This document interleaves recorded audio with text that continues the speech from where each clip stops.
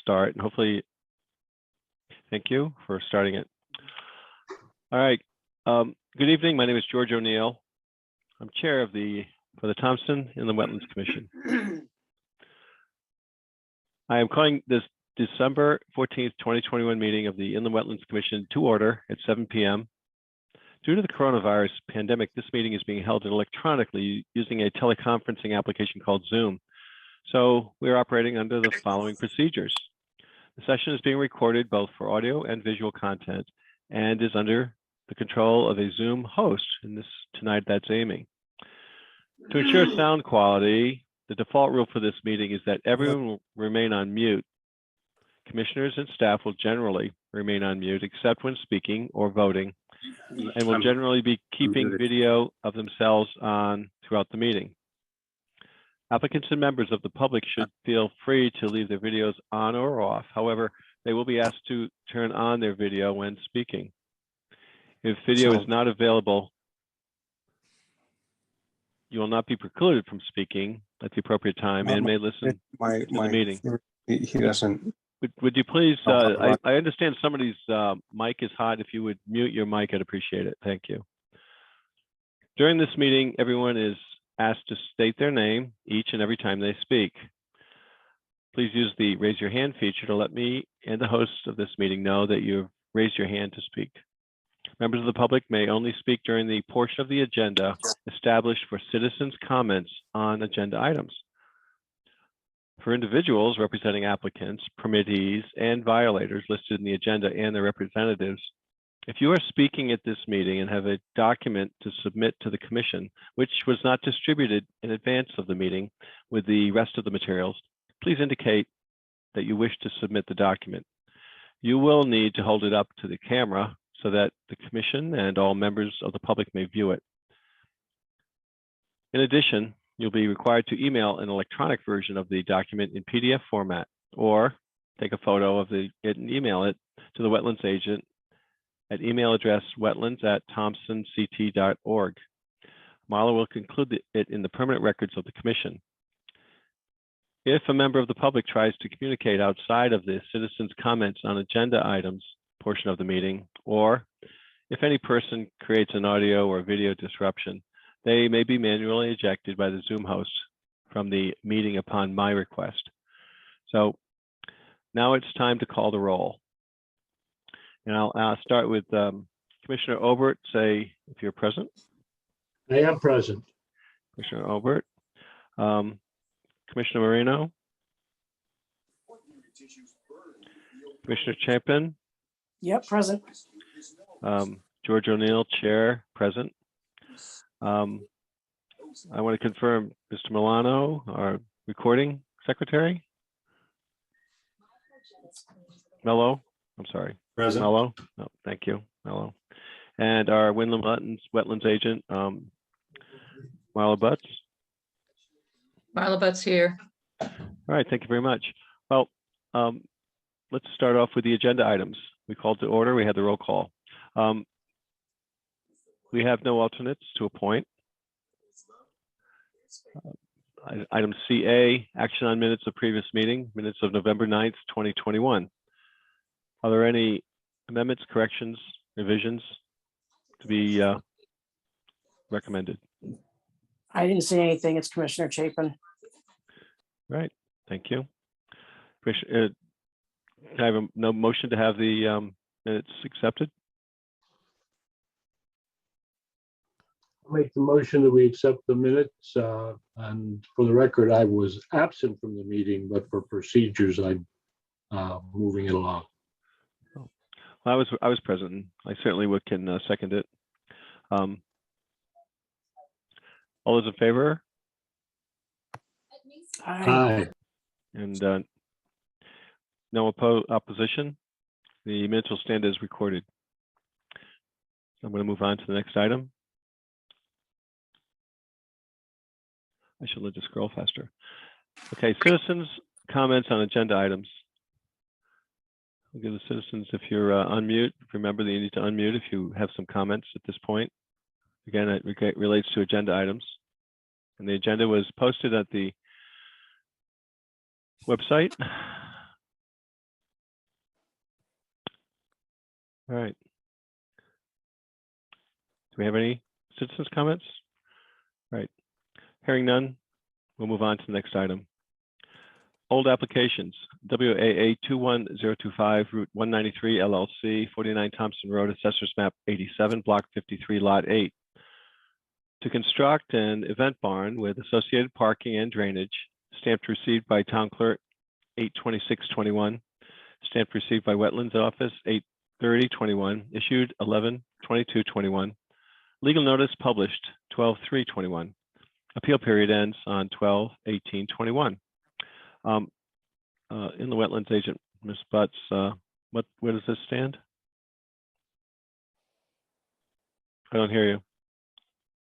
Mike, there you go. You're just waiting for the appeal period to be completed to see if you get any appeals. I've provided you with a copy of the approval for your Okay. previewing if you wanted to see what it looked like.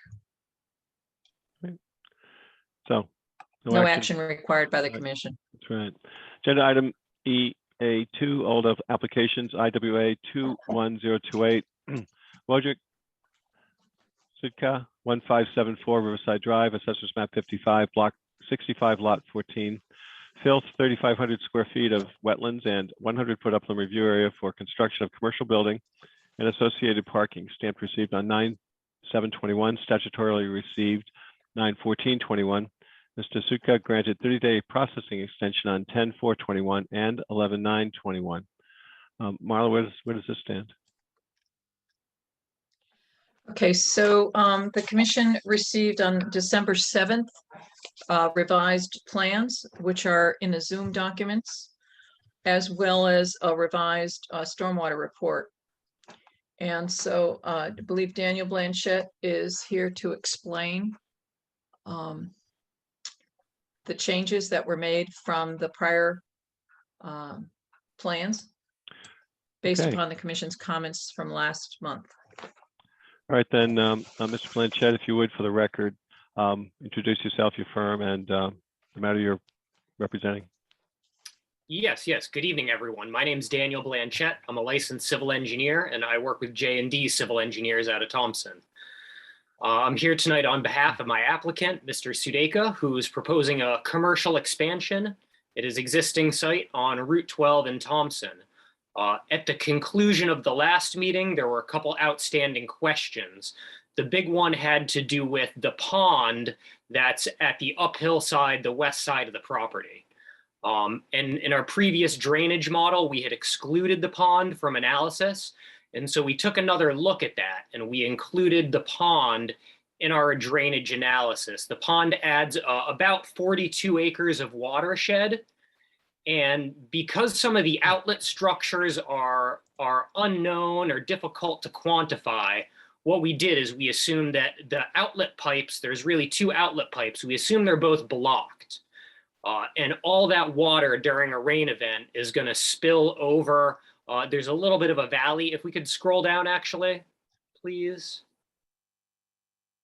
Yes, great. So over on the middle, the left-hand side, you see there's that little finger of wetlands coming off Perry Pond, right where there's another pipe. And we're assuming that those, yes, exactly, thank you. And so we're assuming that those pipes are blocked, but the existing low point of the shore is right there. So all the water is going to spill through that area, and then it's going to head east into the wetlands before being intercepted by the drainage features on our driveway.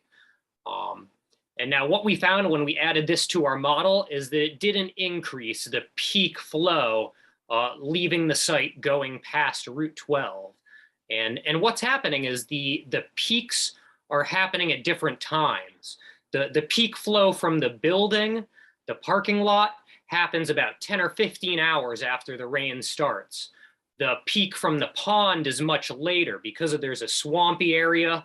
There's a lot of storage. And so the peak from that is more at 20 to 25 hours. So the peaks don't really add together.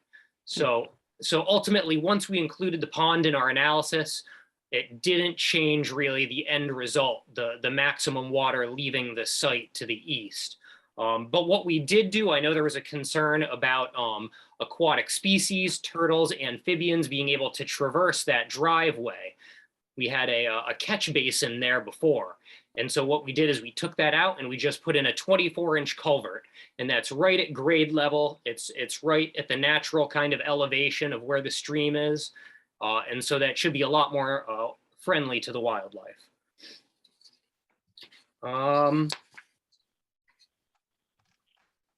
I think those were kind of the biggest issues. I'd be happy to answer any questions. Thank you, Mr. Blanchett. Commissioners, any questions for Mr. Blanchett? Yes, I have two, if I may, or a question and a comment. The comment is that after seeing that site, most of that area, the 3,500 square foot that was classified as wetlands, is awfully rocky. It's right about where that lot 14 and through where that text that says lot 14 is. Yeah, and from there on through, that was very rugged and rocky. I recall that.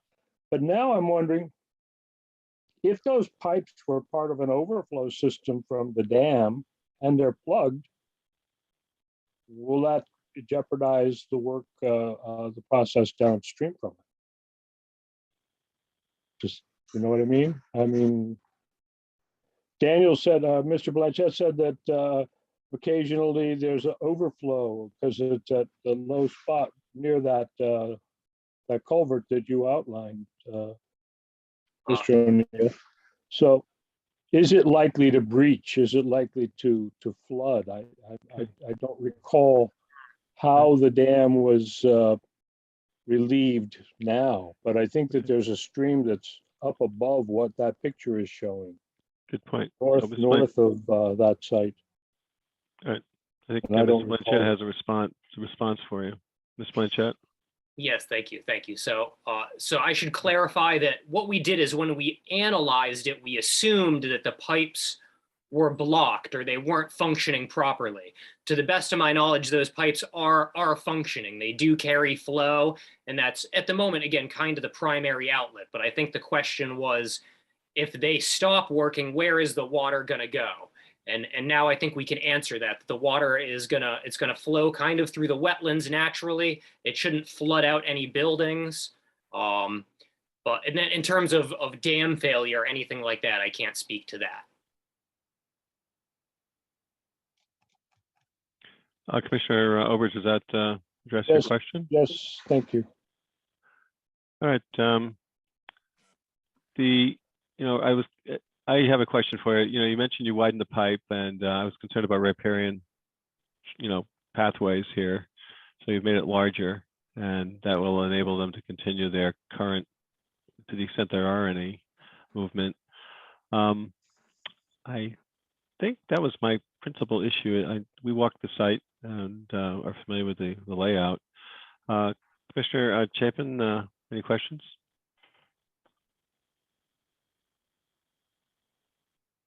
Sorry, looking for my mute. No, I don't. I mean, we mentioned the possibility of dam failure, so I don't know where we stand on that. But other than that, all good. If I could respond to that too, my client has contacted the Deep Dam Safety Office to start the registration process of the portion of the dam that's in Connecticut. And so as part of that, there'll be some additional work to take a look at that dam and see what the situation is. Okay. George, Yes, Marla, I have a question. When I was reviewing this plan, I contacted Daniel. I had a couple of questions. And one question dealt with the 24-inch CPP, the inlet. And I asked the question was there going to be a flared end section to transition the embankment to the culvert? And Daniel, you gave me an answer via email back, and I think it would be useful for the commission to hear that as to why there's no inlet protection, but there is outlet protection Absolutely. to that 24. Yeah, yes, thank you. So the reason that we didn't specify an inlet protection here is because the water velocities are generally very slow. Again, this was a very wet year. There wasn't a lot of water at that point. And more specifically, it's on kind of a gentle, short 3-to-1 embankment. And so it's going to be grassed in, and I don't see a lot of potential for erosion at the inlet. At the outlet, we are specifying a riprap apron to slow down any water and hopefully prevent scour or erosion. Okay, then the second question that I had, if you stay on sheet 13, there is an identifier for a screened dumpster on a concrete pad located fairly closely to the wetlands delineation. And my question that I asked to Daniel, was there an opportunity to relocate that dumpster at a position where it was not near any potential flowing water? It could be near a stormwater basin, but was there another option to put that dumpster elsewhere rather than so close to the wetlands and water flow? Yes, thank you. I actually, I posed that question to the applicant, my client, Mr. Sudeka. I believe he's online at the moment, and maybe Mr. Sudeka could suggest another location. Yes, I'm here. Mr. Sudeka would like to be recognized. Please speak. Go ahead. Wojciech Sudeka. Okay, I was thinking we can put that dumpster next to the septic system. And Kind of at the south corner of the building there. Yes. What do you think? So the follow-up question that I had on that when we first talked about that was, would the septic system be capable of withstanding the truck traffic that would be needed to go over it in order to empty the dumpster? Unless the dumpster was facing it, well, you'd have to have it facing, they'd have to be going over the septic system or at least the tank in order to get to it to empty it. Was there any problem with that? I have a question. It seems to me that if that dumpster was simply turned around 180 degrees and pushed in near the northeast corner of the building, near the septic leach field, but a little bit north of that, and near the corner of the building. If I'm reading this right, that whole area there is open apron for truck traffic. So if we just park it over closer to the building, it's further away from the wetlands too. It's where our applicant suggested. It's in that area. I have a question. I don't see how any traffic for picking up the dumpster is going to be anywhere near the leach field. Good point. I heard another question. Is that Commissioner Chapin? Commissioner Morano, why I'm sorry. can't it be on the original site? I'm sorry. Why can't the dumpster be on the original site that's north of the proposed development? So do I understand that the reason it can't stay, the concern here is that it's too close proximity to the wetlands? Is that the It's very issue? tight for everything that's there, but it looks like it would be less intrusive on the original site, where the present existing buildings are. Oh, you're saying on the top, the upper portion up Yep. here. Correct. Ms. Duca, would you want to comment on that? In other words, rather than having it down here, why not put it up here on this other location?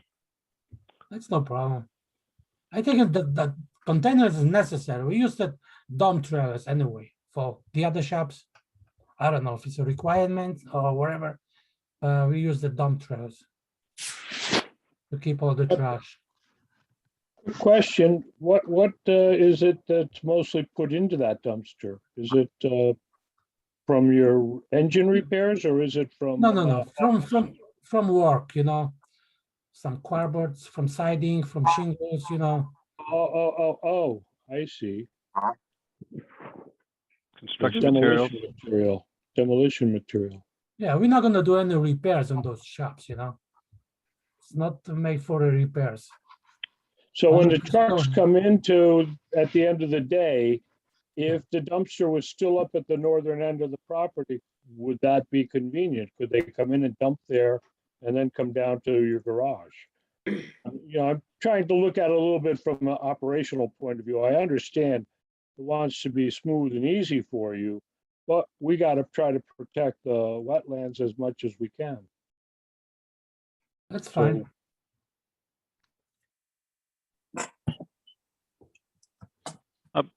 I do have an additional question with regard to Mr. Blanchett. I'm always concerned about perched culverts. Do you have a relief, a profile on this culvert? Am I maybe on the wrong page? You show how what would prevent this from becoming a perched culvert?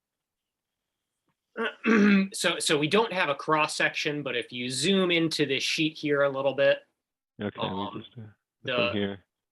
yeah, this is the grading sheet, and Yeah. the culvert's pretty much designed at the natural grade. It's designed right at the natural elevation of the stream.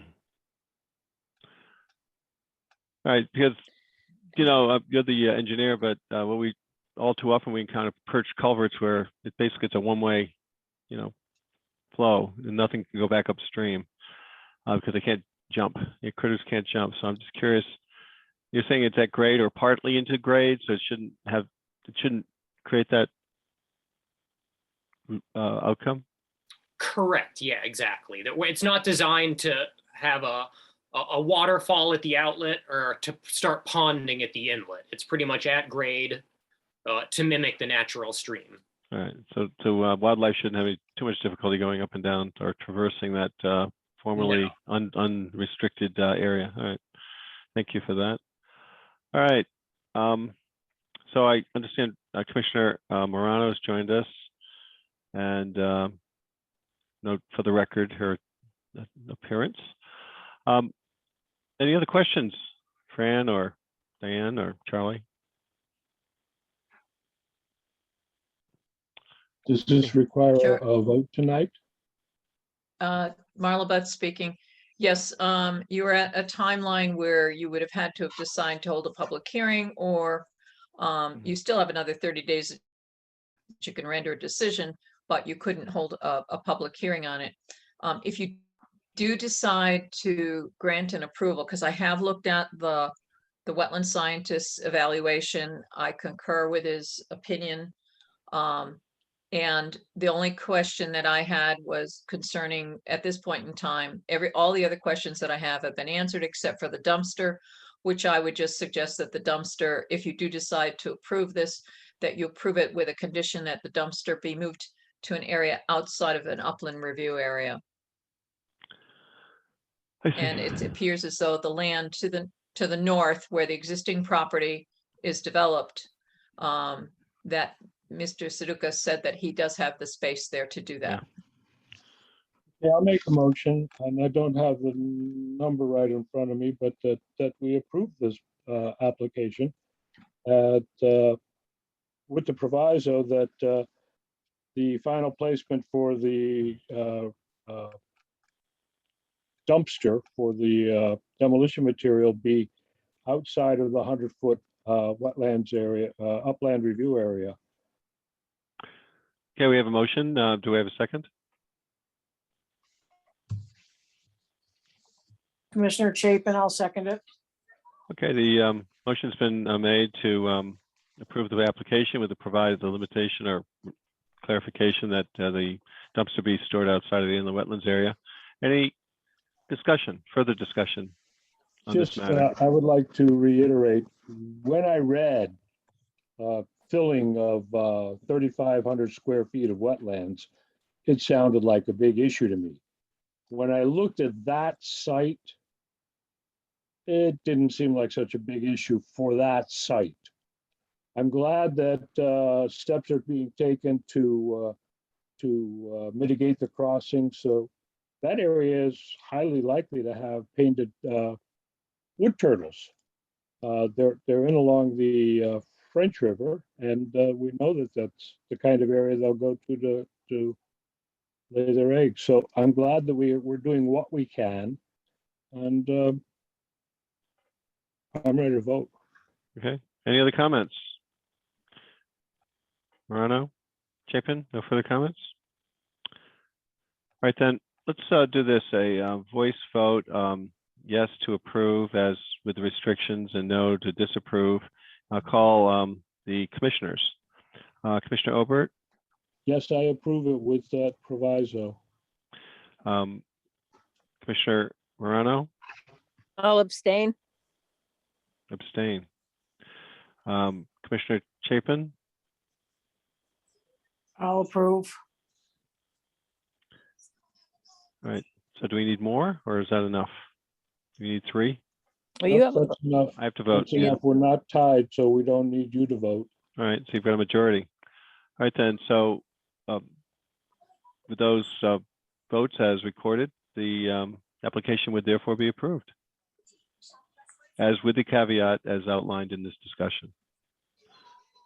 So so thank you for Mr. Blanchett and Mr. Sudoku for working with us to better understand the situation and modify it slightly to accommodate our concerns. Right. All right, moving on to the next application. Let me just get to it. That's another one.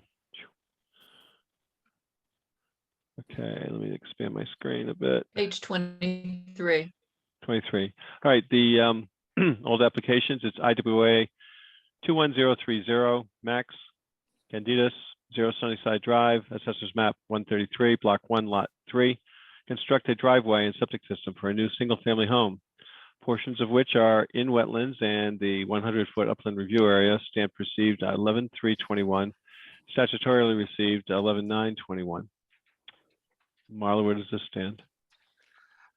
Okay, so it was received at last meeting, and so you have to either decide to go to a public hearing or you have another 30 days to render decision.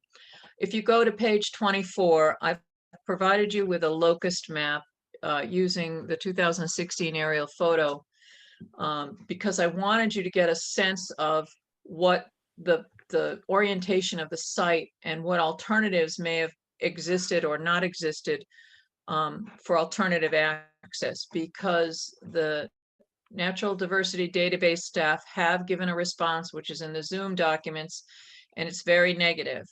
And I wanted to talk to you about the consideration of alternatives that allow for some development of the property, but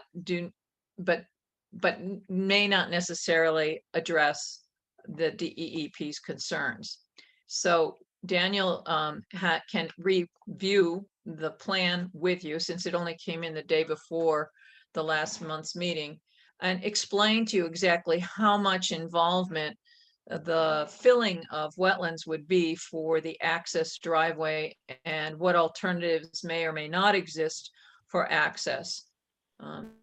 So I'll turn it over to Daniel at this point in time, and then we'll probably have to review the DEEP's response and discuss that after Daniel explains the project again. All right, thank you, Mr. Blanchett. Would you like Yes. to address?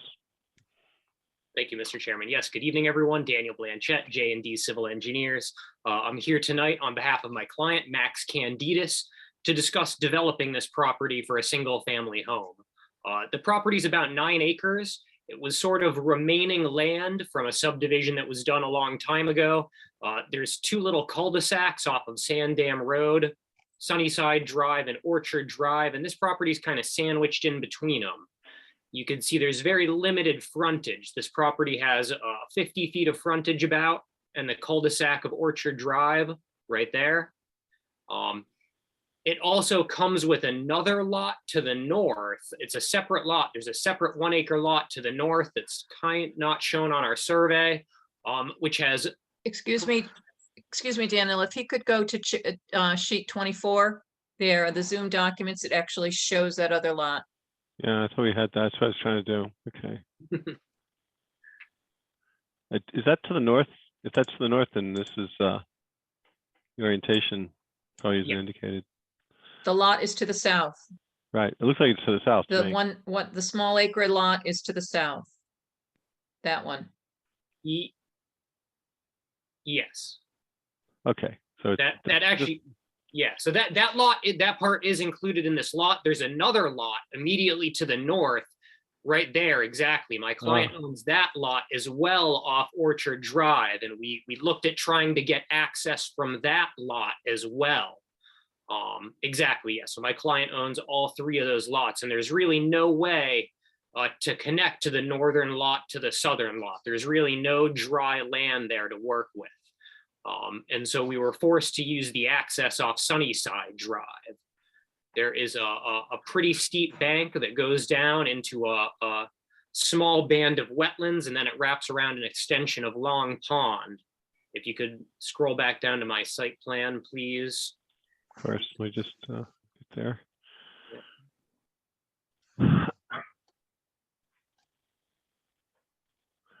A second. Sheet 25. Yeah. Yeah. Just Yeah. trying to get the scale.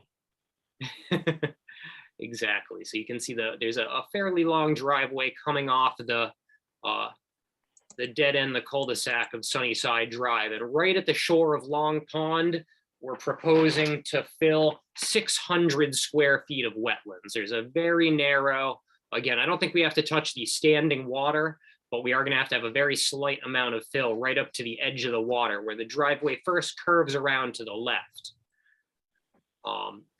And then about halfway up the driveway, there's another pocket of wetlands. And we're also, unfortunately, with the grading, thank you, yeah, there's a second pocket there.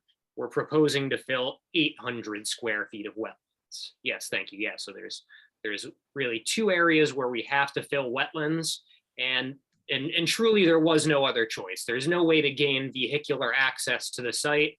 Again, with the way the subdivision was designed way back in the day without filling some amount of wetlands. We did the best we could to try and pull it back, but that's kind of what we're proposing. Excuse me? Yes. I have a question. Is there any reason that the drive couldn't hug the property line more? I mean, we could slide the driveway maybe 3 feet down to the property line. There's really not that much difference. There's Okay. not as much space there as you think right at that corner. I think I can see where Fran's mentioning. It's Right not here? really, to the Got it. left, I think. To the left. So Yeah, it looks like it bows over, presuming that I'm correct, that that's the property line, that rectangular yeah, demarcation. yep. I'm just asking because I was wondering if that would avoid some of the wet area. Not significantly, no. Again, I could pull it in a few feet, but there's no way to avoid wetlands fill. Gotcha. I wasn't really comfortable trying to hug it any closer to the property line. Okay. Thank you. I have a question for him, Yes, Marla, George.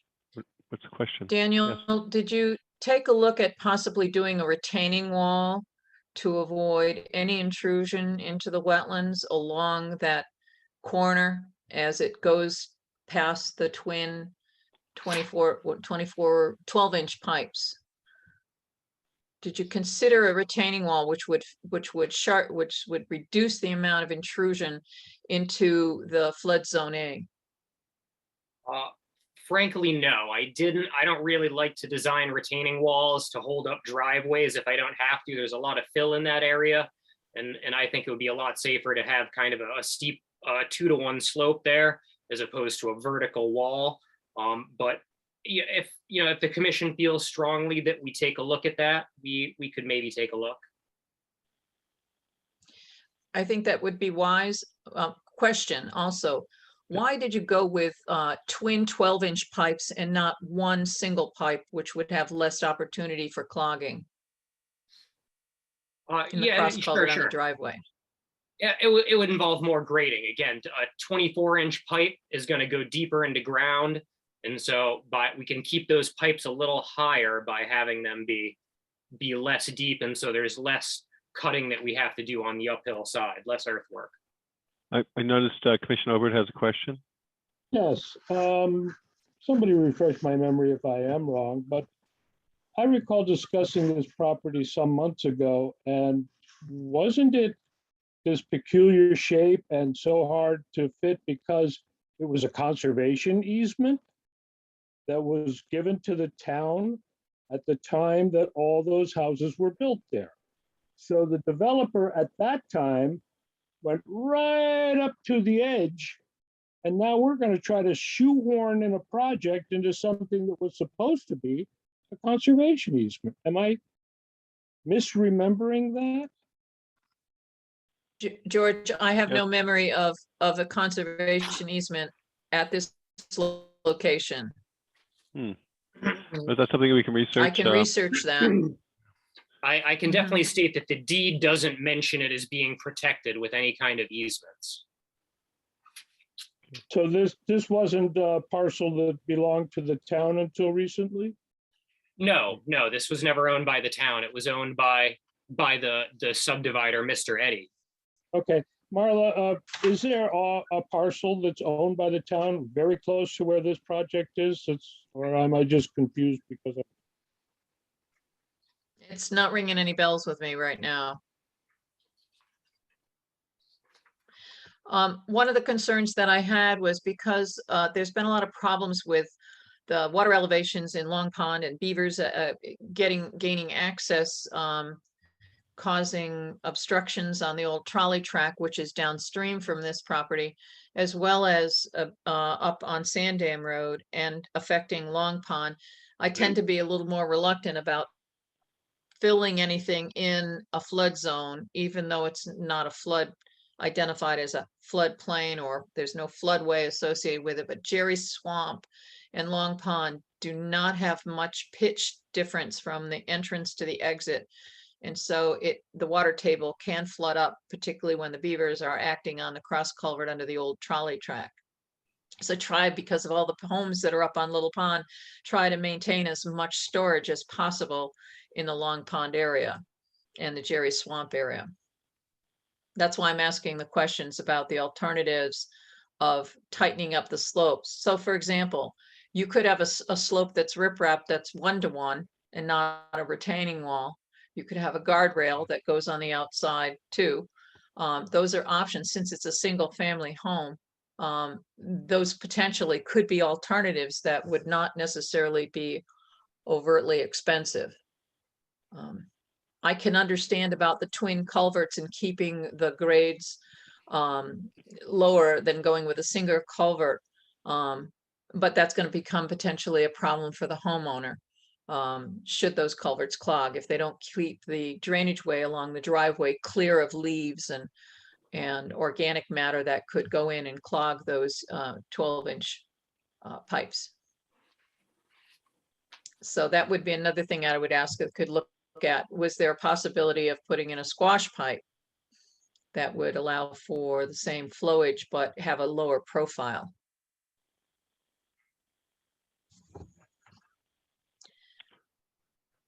Okay. Any other questions? George, Yes, go ahead. I think you have to go at this point to the DEP review, which Okay, is let's found go on there. page 27 of the Zoom documents.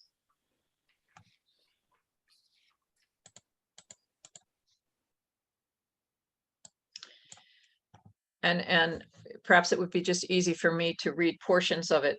Right, yeah, the Don highlights of McKay the has, key points. Yep. Dawn McKay said that she reviewed the natural diversity database files regarding the area delineated in the map that Daniel provided for the proposed construction of a single family residence and the filling of 1,400 square feet of wetlands at the Candidas property, 0 Sunnyside Drive in Thompson, Connecticut. According to our records, we have a significant natural community, a poor fen, and a multitude of state endangered and threatened species adjacent to this property. The wetlands area that runs through this property is hydrologically connected to the poor fen. She's not saying that this ponded area is the poor fen. I don't believe it is. But she's saying it's hydrologically connected. Our records also indicate critical habitat, the acidic Atlantic white cedar swamp across Sunnyside Road to the west of this property. George, if you could scroll back up to page 24.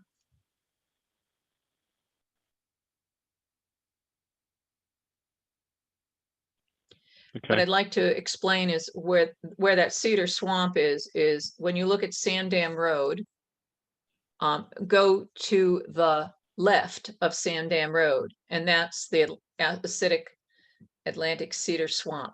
So it is quite some distance from this property. And therefore, the development of this property, because it doesn't even drain towards that swamp, should have no effect.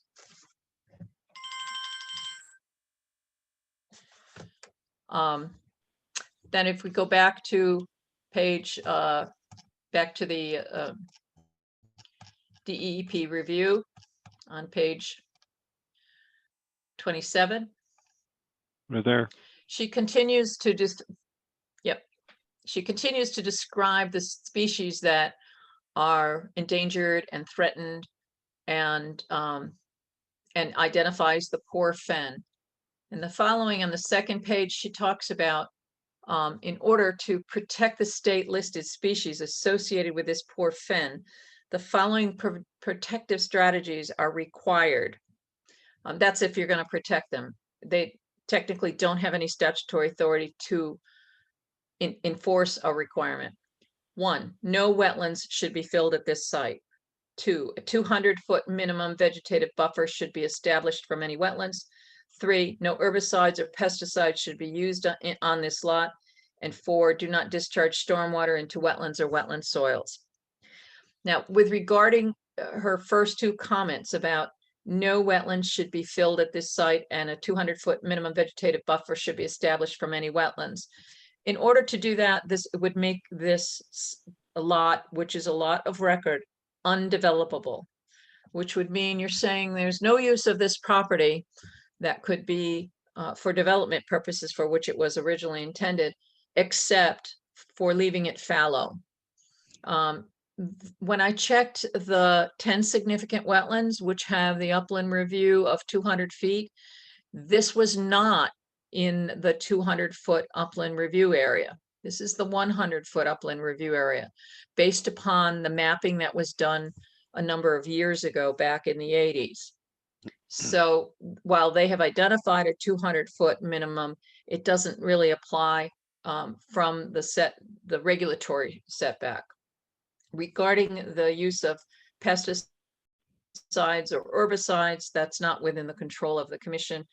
Now, regarding the discharge of stormwater into wetlands or wetland soils, you have seen on past applications that there have been stormwater management techniques that have been used, and I don't know if this site has the capability of handling anything like that. We talked about the twin culverts, and there is a small area up at the entrance to those culverts that could have some kind of management system for it to reduce the amount of sediment that might wash off the driveway, because I can't tell from the application if it's going to be a paved driveway or it's going to be a gravel driveway. And finally, she ends up talking about that. She talks about the white cedar swamp, which I don't think is applicable to this site. It is a site that warrants careful development as it approaches the Long Pond water body. But I don't see that it is so significant, and that proof of it is there to show that it warrants absolutely no development at this location, since there is no alternative access to this property. I'd be happy to answer any questions that you have. Commissioners, any questions would- for, go ahead. I'm sorry. I would suggest that since you have the time, you might want to consider doing a site walk for it. I provided you with the aerial photography, but you might want to go take a look at it yourself and see how you think it looks on the ground. In the meantime, the applicant can look at those alternatives of, shortening up the fill embankment in the wetlands as it goes along Long Pond, I'm in favor of as that. well as any.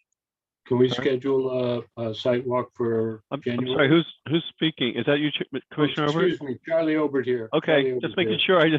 You dropped off the screen too, so I couldn't see you. Okay. speaking. Charlie over here, I'd like to suggest that we schedule a site walk for January.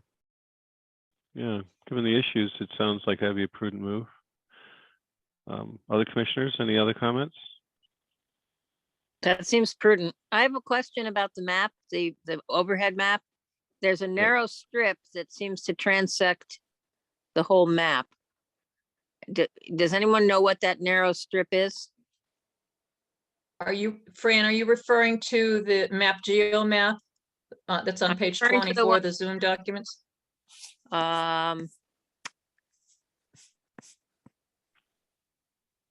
George has it up on the screen now. Yeah. Yes, correct. you're- Where the northeast, well, it's not Here? northeast, is, Up here? yes, That correct. strip? Yeah. Yeah, what is that? That's a trolley track. That's Okay. a trolley, the old trolley bed. Well, Right. she calls it a trolley bed. It was a train that went from Southbridge and joined the Sonnet, the Southern New England trunk at East Thompson. That Oh, was it has nothing to do with the airline trail, right? correct. It's privately owned where the Butler's property, as you can see, it's not singled out. Where George is drawing now, it is singled out. Right. But somehow when the Butlers bought that property, it was folded into it. Huh. And then above that, where George just drew, straight up above it is the Wyndham Land Trust area around Long Pond. Right here? That Is it area is pretty well buffered. But I do think that notes that Marla shared are worthy of a little bit of extra looking. All right. Sounds like we have a consensus here that perhaps a closer site walk would be in order. What about our timeline, Marla? What do we have? Well, you have another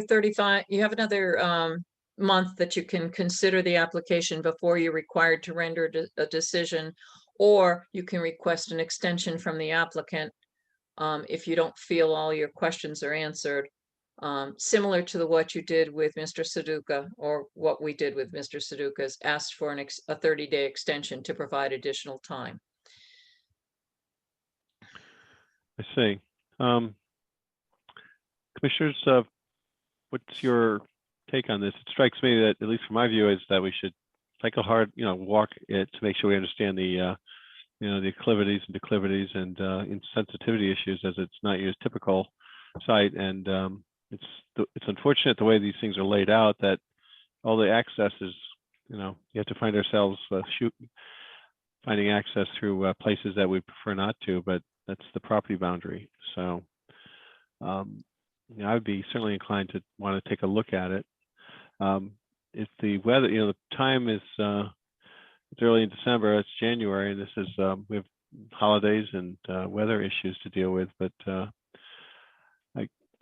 my heart of hearts, it seems that it would be more prudent to push this off for a couple of months, or at least get an extension, so that we have some more flexibility with choosing a time that's appropriate to take a site walk. Those are my initial impressions. I'd like to do a site walk. I was wondering, is anything staked out on the property about location of the drive, or anything in the sensitive Flag. area? Flags, is it flagged?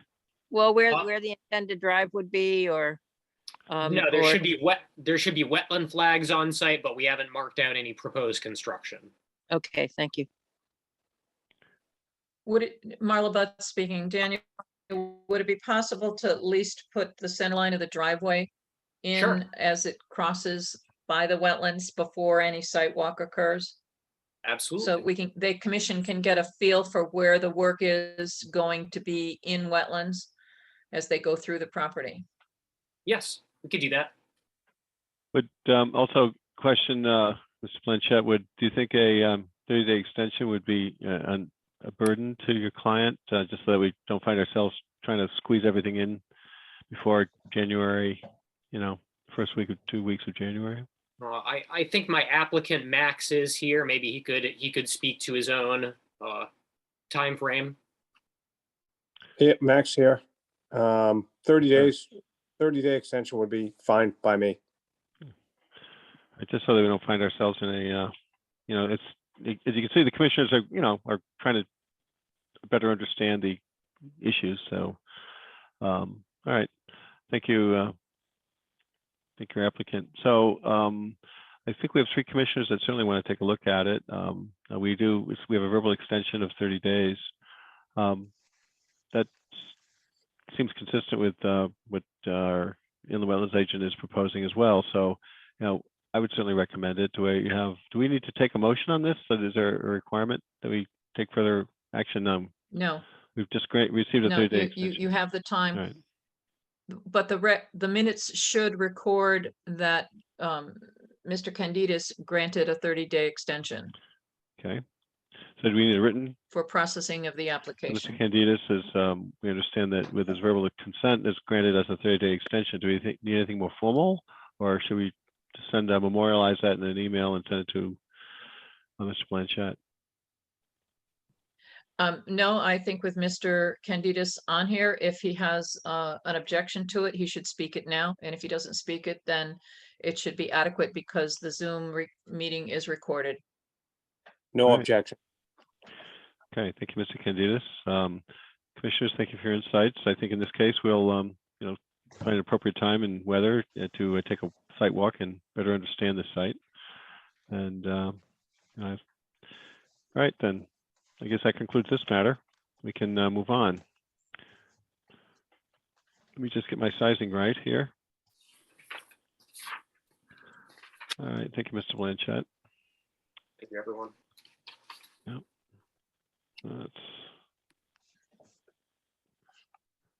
I think I want to be on 28, 29. Here we go. All right, next item is new applications, WAA 21032. Cheryl Popiak, 1267 Thompson Road, Assessors Map 116, Block 24, Lot 16A. Replacement and 25% expansion of a 37-foot by 14-foot storage building in the 100-foot upland review area. Stamp received on 11/9/21, issued 12/6/21. Legal notice to be published 11/17/21. End of appeal 1/1/22. So where do we stand on this one? This one, if you go to page 31 of the Zoom documents, based upon just elevation changes of the land, I made an estimate of where the actual wetlands were located off-site. Bear in mind that the property lines are not accurately shown on the aerial photography.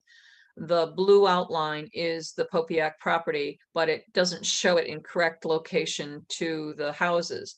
However, this is a 2016 aerial with 2016 LiDAR, 2-foot LiDAR. So initially my thought was that the trailer that's located to the south, those are the yellow lines, which is being rebuilt and expanded by 25%, was not in the upland review area. But that the storage shed, which has the red lines, the 63 and 78 feet, was within 100 feet, and that needed a wetlands agent approval. Initially, when I had spoken to Ms. Popiak, I had suggested that she needed a site plan, and she had said that when she bought the property that she thought she had a site plan, but all she had was a property boundary plan that had been done by J&D civil engineers. She subsequently went back to J&D and got a site plan developed for showing all the features and the topography and the septic. She has to replace the septic tank to the rear of the building. That would be to the right of the main house. And in addition to that, she has, from the operation that she did to expand the portion of the house that had a trailer that she's rebuilding in a stick format, those are the yellow lines going towards that long appendage. She now has a pile of gravel that's got a lot of big stones that were dug out of to put in a new foundation. And she realizes now that there's other work she wants to do that wasn't put in the wetlands agent approval. So what I have instructed her to do is she has now a detailed site plan from J&D Engineering. And I instructed her to use that site plan to come up with the areas of disturbance that she wants to do. She has a couple of small retaining walls, 2 feet high, that she wants to put along the northeast corner of the property, as well to use up some of the stones that were dug out of the cellar hole for the expansion of the home, and also to do regrading where that material has been placed. She also knows she needs to replace the septic tank, which is to the rear of the building, and that will have some small disturbance, and she'll have her contractor identify the area of disturbance for that. So what her plan is at this point in time is to come back with a request for maintenance and enjoyment of a residential home to replace the septic tank and to do the minor grading that's to the south and west east of the building, as well as to build 2 small retaining walls on the north side of the building. And she would bring that back in probably in January for the commission's consideration. She knows she's not in a rush. She's been waiting on the health department for some, because of the expansion of the building. She needs what's called a B100 approval from them. So she has some time, and I expect that I'll be receiving an application for a use permitted as of right maintenance and enjoyment of residential home, showing additional work that she wants to do in the upland review area. And by the way, the wetlands were flagged, and my estimate where they were with respect to the house expansion was not quite exactly right. So the plans that J&D has does have the upland review area, the 100-foot upland review area. So I think with a good plan that she submits, that it could be an acceptable use permitted as of right as as maintenance and enjoyment of residential home. And so this is There's purely no a- action required by the no commission action. at this Yeah, it's time. an agent, yeah. And from the outline and presentation, it appears that this doesn't pose any serious threat to the wetlands, does it? It doesn't appear to. No. Good. Commissioners, any questions for Marla on this? How far up, Charlie Oberger, how far up Thompson Road is this? It's before you get to Sandam Road by about a quarter mile, maybe half a Okay. mile at the most. Thank She's you. north, she's north of Mark Bear's property. She's like halfway between Mark Bear's property and Sandam Road, if that helps. Great. Any other questions, other commissioners? Oh, hearing none, we'll move on to the next matter. Is your approval. The items EB2, new applications WAA 21033, Thomas Shippey, 9 Loggy Road, Assessors Map 141, Block 17, Lot 184 BB, construction of a concrete support for a ground-mounted solar photovoltaic system located in the 100-foot upland review area for aquatic reservoir, stamped received on 12/1/21, issued on 12/6/21, legal notice to be published 12/17/21, end of appeal 1/1/22. There's no action required by the commission at this time. If you go to page 35 of the Zoom documents, you'll see the location of this ground-mounted photovoltaic panel. And this is on a little peninsula. Low G Point Road is a little peninsula that goes into Aquatic Reservoir. Interesting comment on this is in talking it over with the zoning enforcement officer, there is no reference in the current zoning regulations for photovoltaic panels, either on the roof or ground mounted in the current Lake District. So she's got to find out what's going to happen with that. It's mentioned in all the other districts, but it's not mentioned in the Lake District. So that could cause a problem potentially for any ground mounted or roof mounted photovoltaic panels. It does not affect the wetlands agent approval, but it may affect the ability for the applicant to get permission to build it. Oh. They may have to go for a waiver, because my understanding is that since they don't have use is permitted as of right anymore. If it's not stated, then it's not allowed, which would mean that photovoltaics wouldn't be allowed in the lake districts. So you're I'm referring not to sure how that's going to resolve itself. you're referring to the presumptive prohibition under 2C3 sub 5 sub D of the current revised and improved planning and zoning regulation? Presumptive I don't know what the prohibition? citation is, but it's the new zoning regs where Yeah. they created the Lake District. Oh. But there's no reference to photovoltaics. Okay, well, from an in the wetland standpoint, though, there's no issues. Not an issue. Yes, right. Well, presume it's a right that they can pursue. All right, then, thank you very much for that clarification. Looks like a beautiful spot. Moving on to the next item, we have new applications, WAA 21034. Thomas, is this the same? Yes, Shippey Thomas Shippey 450? is a contractor, Okay, and both of these properties are owned by James Rawson. okay, And he owns the 9 Totem Pole Road. He also owns 450 Quaddock Road, which is where the hydroelectric plant is located. If you scroll down to 38, page 38. okay. Let me You'll finish reading see, the citations for those that don't have a video. Sorry. No worries. WAA 21034, Thomas Shippey, 450 Thompson Road, Assessors Map 146, Block 16, Lot 10A. Construction of a concrete support for a ground-mounted solar photovoltaic system located in the 100-foot upland review area of Fort Quaddock Reservoir. Stamp received on 12/1/21, issued 12/6/21. Legal notice to be published 12/17/21. End of appeal 1/1/22. And thank you for that clarification, Marla, because I kept thinking, did I have a duplicate here? But as you point out, and you were explaining, this has to do with. Oh, we can look at that. I'm sorry. So this has to do with the dam, right? It's over here. It's not really, it's not part and parcel to the dam. It's a Approximate. To solar photovoltaic panels that are ground mounted, but they're on 2 poles, 2 concrete posts rather than 1.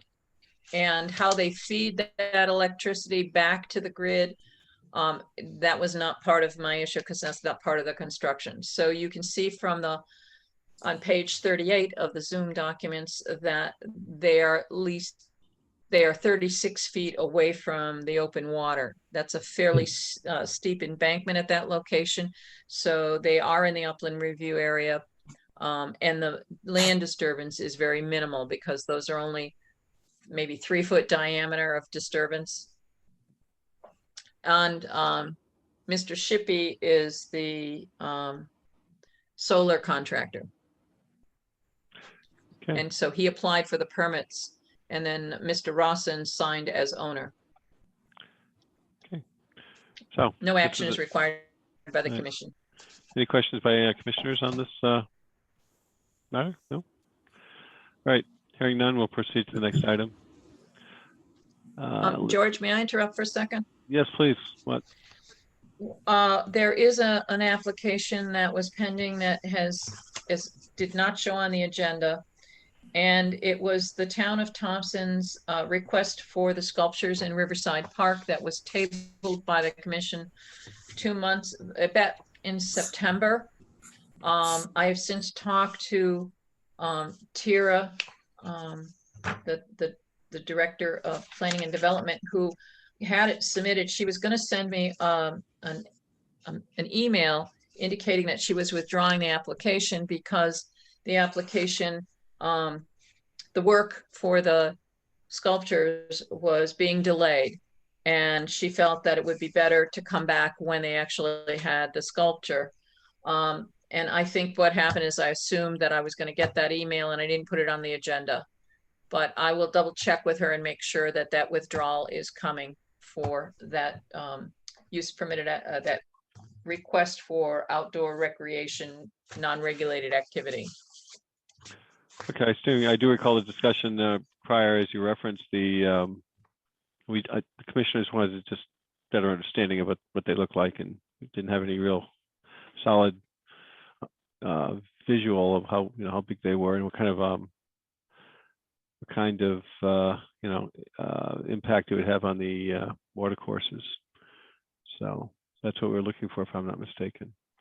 So I'm expecting that'll be withdrawal, but what I will do is I think probably draft something for Amy, since Amy is the technically the applicant. Right. And so by next meeting, this matter should be resolved. Great. All right, thank you for that. Moving on to the next item. Permit extensions changes, none. Violations and pending enforcement actions. Notice of violation VIOL 21019. LIS Properties LLC 715 Riverside Drive, Assessors Map 63, Block 58, Lot 23. Unauthorized structures diverting water course, flooding Thatcher Road and Riverside Drive, issued 7/7/21. Status, where does it stand? So I will be going out to the site with the fire marshal on Monday with the property owner, the managing member of the LIS Properties LLC. She has indicated that she's having a difficulty controlling her tenants, that they keep dumping materials, doing construction, and have told her that she can't touch it because if she did, that it's their property. She has asked for the town to provide some kind of input. And of course, there could be fire issues because it's a multifamily unit. So that's why I'll be going out to the site with the fire marshal to look at the site with her and discuss with her the changes. She said that she has initiated eviction proceedings, but with COVID, everything's been put on hold. And she's been having difficulty with her tenants. And that's where that one stands at this point in time. Thank you for the update. Commissioners, any questions? Okay, hearing none, we're going to move on to the next item. Notice of violation, VIO L21023, Jamie Pettit, 0 and 73 Center Street, Assessors Map 16, Block X, Lots H and 2. Unauthorized construction of retaining wall and associated backfill in or near Little Pond, issued 8/24/21. Status. So if you go to page 44 of the Zoom documents, there is an email that I got from Greg Glaude on the 13th, which was yesterday, that said he had prepared a survey map of the property, and that they were still waiting to have the engineer take a look at the report on the retaining wall. What he did not understand was that and I attached on page 45 of the Zoom documents is his as-built drawing. What he provided was not exactly what I think the commission was looking for, and I was looking for, was I wanted to know exactly what the deed said was the property boundaries in relation to what exists there now. He was unaware, he thought he was supposed to be doing an as-built. He was unaware that the retaining wall that sits out in the water now was an issue of concern, and he agreed that he would look into the documents and aerial photography and see what he could find out to get a better feel for it. And I suggested that he look at the Zoom documents from, I believe it was August or September, where this matter was first brought up, and I provided copies of aerial photography. Yes, I think it was in August. And so that's where it's been left. They are making progress. So at this juncture, there is no requirement for the commission to take any action. This was a little complication for them at this point in time, but the engineer still needs to look at the existing wall as it stands now to find out whether or not it's considered to be structurally sound for its intended use. Okay, thank you. And that's the one that sits out in the water. Right. Commissioners, any questions? Okay, hearing none, we'll move on to the next issue. This is agenda item H, other business. Did we skip some? Did I skip something here, or is that? No. No, okay. Initial discussion of proposed revisions to the subdivision regulations posted on thompson.org for comment by January 31st, 2022. Marla Butts speaking. I did want to ask the commission members if they wanted a printout of the existing subdivision regulations and the proposed draft subdivision regulations. Because I find looking at electronic versions, it can be a little difficult. And because this is basically a complete rewrite of the subdivision regulations, similar to what the zoning regs were, it makes it difficult to figure out what's been left off, what's been changed, because it's not just a simple modify here, modify there. It is completely reorganized. So I'm offering to the commission members, if they want, hard copies of both the existing and the proposed subdivision regulations to assist in review. What I would suggest is consider looking at it as if you had a parcel of land that you wanted to subdivide that had wetlands on it. Walk through the process using the proposed regulations to see how it would affect your proposal, and then walk it through with existing regs and see how it would work. That will give you an idea as to where you might have concerns about how it affects wetlands. I've already found a couple of minor areas, but I'm going to have a lot more comments that may go beyond the inland wetlands by itself. It has to do more with structure of regulation and references and cross references and definitions that should or should not be there. So I guess what I'm trying to say to you is I will be happy to take your comments and requests and fold them into mine, or I can assemble them and give them as a group, or you can send them in independently under your own name. How do you want to handle that? Well, I'll tell you. I want to review that first, please. So I'd appreciate the hard copy, although I do work fairly well with electronic, but I think you're right. I would love a hard copy. I'll just send my Okay, comments back to you at least for Okay. now. So, Commissioner Chapin, was that you? We heard? No, it was Fran, but I'd I'm take sorry. one too. Okay. Hard I- copies for. This Good, is Fran. Commissioner Morano. I'd love to have a hard copy and then I can express any comments to Marla. So, and for myself, is there some reason why a red line is not being provided? What do you Which mean is a red A line? I red don't line is a understand. legal term where you take, if you have an existing document, and you're going to change it, you provide a copy, you make the changes in context in the same document. It's a tool they use in a variety of Word and other word processors where it shows the changes in context of where it's been made, rather than here's two documents, you figure out where the changes are. That way we Marla, can tell. is that what you did with the wetland regs before? We haven't done the wetlands regs, but that's exactly what I'm doing.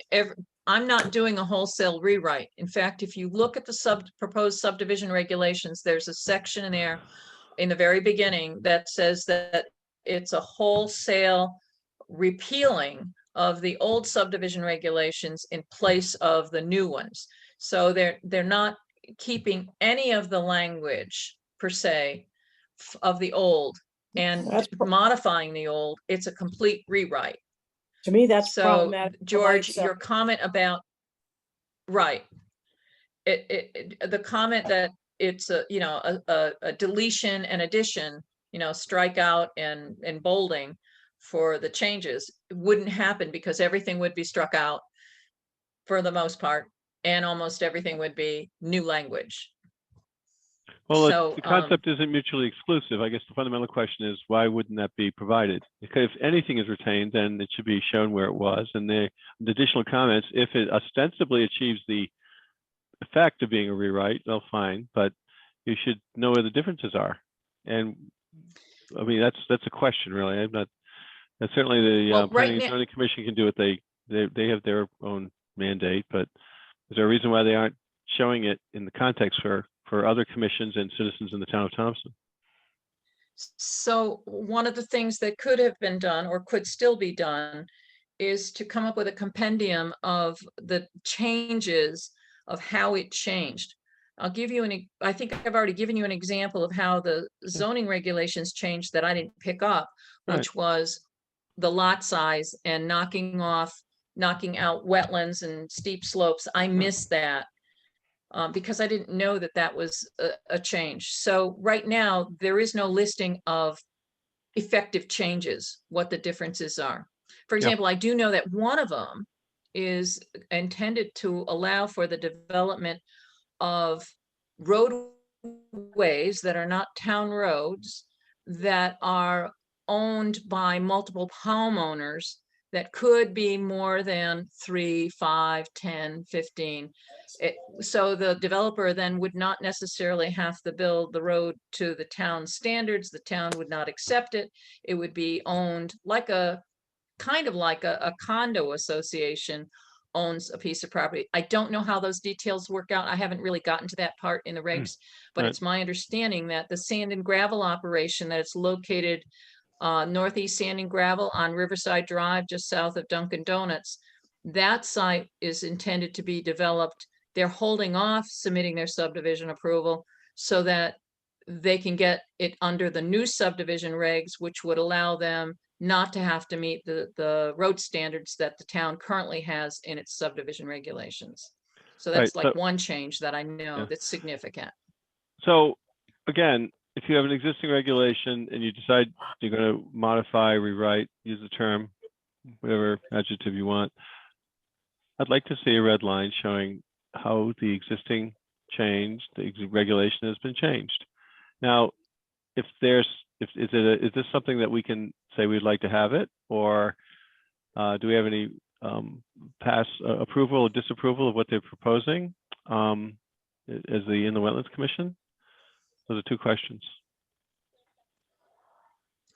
Well, I certainly can send a request to the Planning and Zoning Commission or to Tira, asking her for at least at a minimum, a summary of the substantive changes between the existing subdivision regulations and the current, as well as asking her if she has a red line version.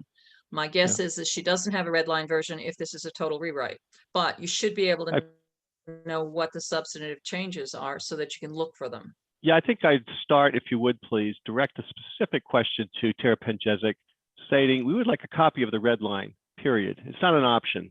If they refuse, then I'd like to know the refusal, then we'll take it, escalate it to the chair.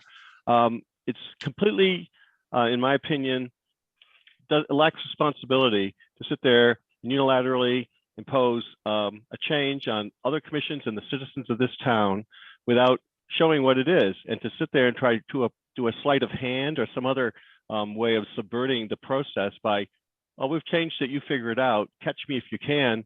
I find that absolutely insulting to this commission and to the people in the town of Thompson. So start with, I want a red line of what you've done, and that's how you change written contracts, that's how you change these things. To sit there and suggest that, well, we'll make our own changes and you figure out where, catch us if you can. I think it's proven to be a very unsuccessful methodology for that commission. So if they would, for this commission, provide us with what they're changing and how they're doing it, and show me in situ where it is. If I'm not clear, maybe I can send a written memo to you on that. Would you like that as coming from the commission as a whole? Yeah, I would. Because if you vote on it to say that I will. I'll sign on that. Because this, you know, it's not supposed to be, we made a bunch of changes, maybe you can find them, maybe you can't. I mean, it doesn't work that way. And you're issuing, that commission is issuing essentially law for the most valuable asset for most people that in this town possess. And I find it unconscionable that such, approach would be taken. So perhaps they weren't aware of it. Perhaps they aren't aware of what redlining is. I don't want to presume their capacity nor their limitations. So just give them guidance. We'd like to have it. And it sounds like other commissioners may share my view. Mhm. Okay, Okay. That I was can do very that. helpful. And if there's some way we Was can, that you, Fran? I'm sorry, go ahead. Yes. I just didn't know who, whether or not I knew. Okay. All right. All right, So everyone has agreed that they want me to send this request for red line version of the proposed subdivision draft. Yes, I agree that with that, and I also agree that I want to be able to compare the proposed regulations to the old ones completely before they take a vote on it over there. right. That'd be referred to as a black line. Okay. So there's like three choices here. We had original, the red line, then you get the black line. So it shows it all in one piece. And so it's easier to read, right? Because otherwise you have all these lines and boxes, or depending on what format they use, Charlie. So so you're right. We share all those points. But that would be our request. And also find out if there's any further action we can take to ensure that that request is executed. And if if it's out of our control, then it's out of our control. But if I certainly don't want to go down as not asking the question. If someone refuses to provide an answer, or if they choose not to answer, or whatever the other choices are, I'd like to see that red line. Now, it seems like it'd be pretty routine. Mhm. Great. All right. Any other? So that's that revision. Anything further on that item? Well, I mean, this is Commissioner Chapin. I mean, I agree with you 100%. And I think if they don't have a red line version, we ought to see what, if we have any ability to escalate this, because I agree 100% with what you said. Yep. That's absolutely ridiculous. Yeah, this is. So there is a function in Word, and I don't know if it exists in Adobe, that is a document compare, where you can actually compare two documents together to see where the differences are. That's one thing that I can do for you. I can research that, but I don't think it's gonna give you the answer that you want. We want a red line. Thank you. Yeah, and honestly, Marla, I mean, you shouldn't have to research that for it. They should be providing it to us. And, and not just to us, to the citizens. I mean, to have, oh, this was the old document, read it, and this is, like everything George said. So, I mean, I appreciate your offer to help, but I don't think that burden should fall on you. That's right. Charlie, I see you raising a question. Yeah, what we're talking about now is something that is document control. It's very difficult to make sure that you only have the most recent copy that you're working with. Right. But it's standard operating procedure, and it should be for a municipality as well as an industry, as well as a commercial venture. It should be. Yeah, and to add to what Commissioner Obert mentioned, that would be called versioning of a document, and that's it. So these are standard practices. These aren't some unusual thing, and these are usual and expected standards of care. And so I think we've made our point, our view. But let me know, because if there's a cutoff date, then maybe we have to have a public hearing. Maybe the commission, we can call them to a public hearing and have them explain it to everyone, or whatever the protocols are. But let's take a look at what options are, as pointed out by Commissioner Chapin and other commissioners. All right, I think we're good there. Well, I'll place it on the agenda for January 8th. That's when your next meeting is. The end of comment period that's currently posted on the website is January 31st. So if you decide that it's of value to have a special meeting to discuss it after the 8th of January, but before January 31st, that's also a possibility. And you would just be reviewing that one item. Okay. All right, we can let's make sure the fundamental principle here is that we want to understand what the changes are, and it shouldn't be, throw a bunch of stuff against the wall, and if you can catch it, then great. If you don't, well, too bad, we got you. And if you didn't catch it, if you didn't object within 15 days, it's law, and too bad. So, all right, moving on to the next item.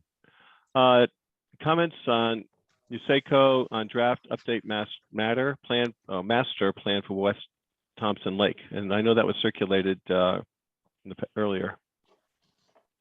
West Thompson Lake. So on page 48 is my listing of questions in response to their request.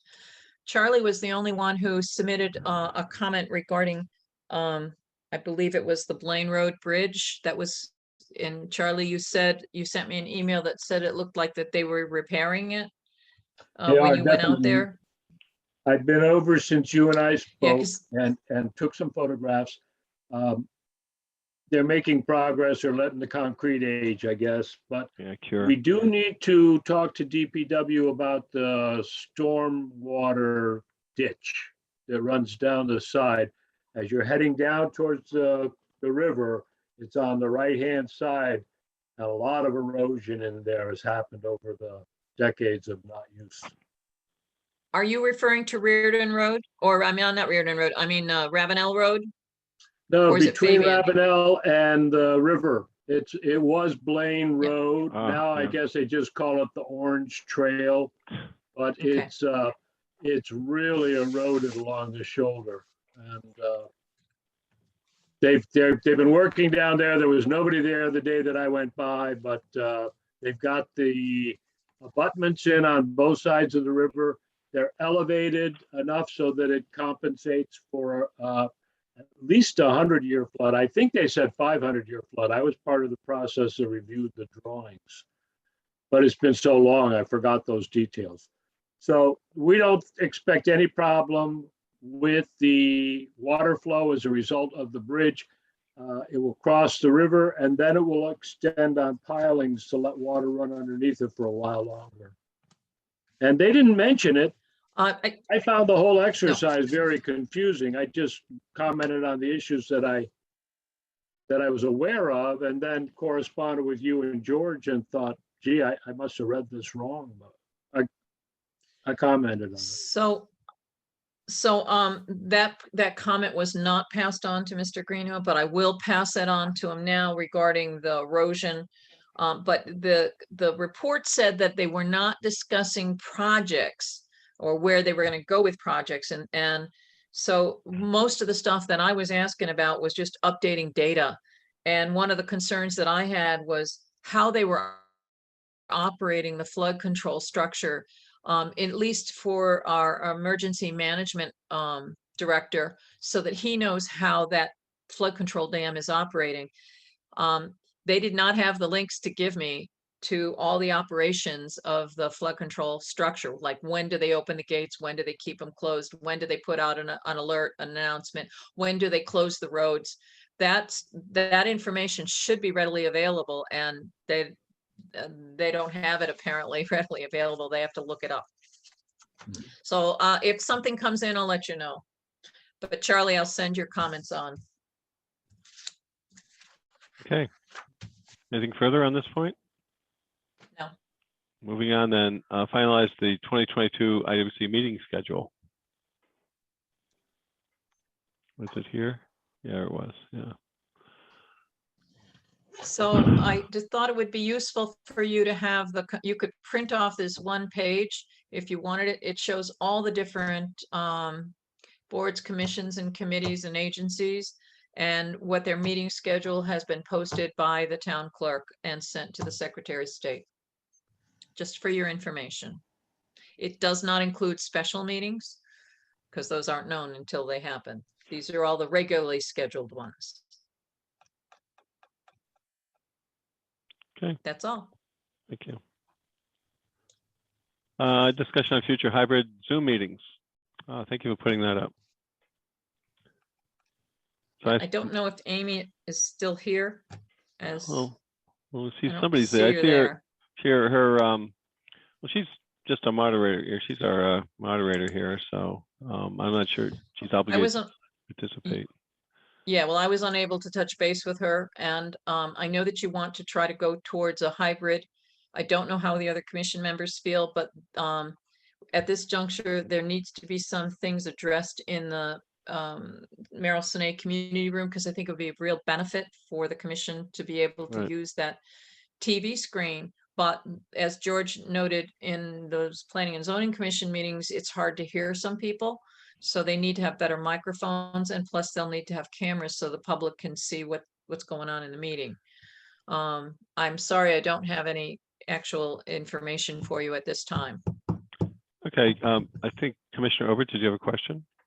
A comment. I was there last Monday to try to learn the ins and outs of running a hybrid meeting. I was there for the Trails Committee. I'd be willing to do it for any committee, but I will say that Marla's right. We need some more equipment. Amy told us that they had another microphone coming in that would sit on the table. Good equipment, what we have so far. I don't remember what she said about another camera, but it seemed like it would be problematic for anybody other than a town employee to actually set it all up, unless it could be permanently installed, like cameras hanging from the ceiling, as you see in some places. It did not seem something that a volunteer could come in and do. Just so you know that. Yeah. And most of us from the Trails Committee thought afterwards that we probably would just as soon Zoom for the foreseeable future, because you're still getting together with people. There's still spikes with these variants. Good point. Let me just share some thoughts here. You know, it's not a. I appreciate that. You know, change is not easy to affect, and that technology keeps rapidly advancing.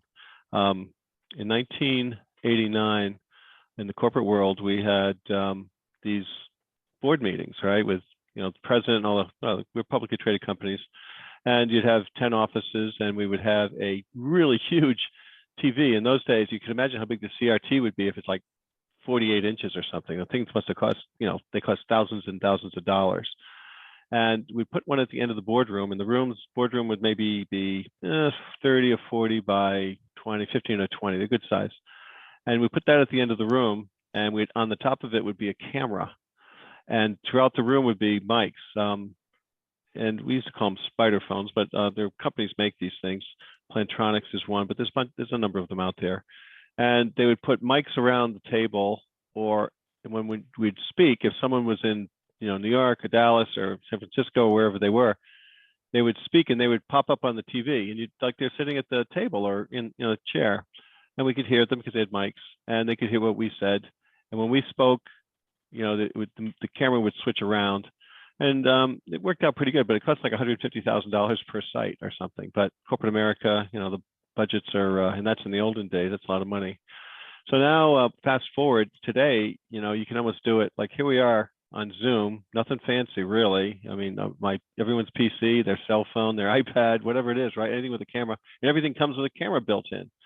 So the cost factor, in my experience, has dropped, precipitously down to, a couple of $1,000s probably to achieve the same goal. And the hope was, and it still is, and I know that Amy was positive on this idea, but it's hard to. Sometimes the logistics of these things take time. Would be to equip the Cine room so that any meetings that are held there could be, affected through both a hybrid platform, where Zoom, you just have a panel to connect everybody, and people outside of the room could dial in. If they're just on mic, well, then we just hear them. If they were in front of their computer with a Logitech camera, or they're on their iPhone or iPad or whatever, they could, when they speak, they'd show up on that big screen that's over the top there, right? Or you put a couple of TVs around so everyone can see. When we speak in the room, they have phones which are maybe 18 inches, 15 inches across, and they're like 3 legs, and they're specialized mics. So they're designed to the condenser, what they call condenser mics, and they're duplex, meaning the signals go both ways, so that everyone can hear other people speaking at the same time. And you can have teleconferences, or you could have Zoom conferences. You can see who you're talking to. I think that's very attainable. It's going to take time, and I believe that Amy's has a plan using the team at the school, which hopefully there's some good folks up there that can help achieve that. And if not, then I think if we put it as a goal to achieve a hybrid platform, then it's attainable.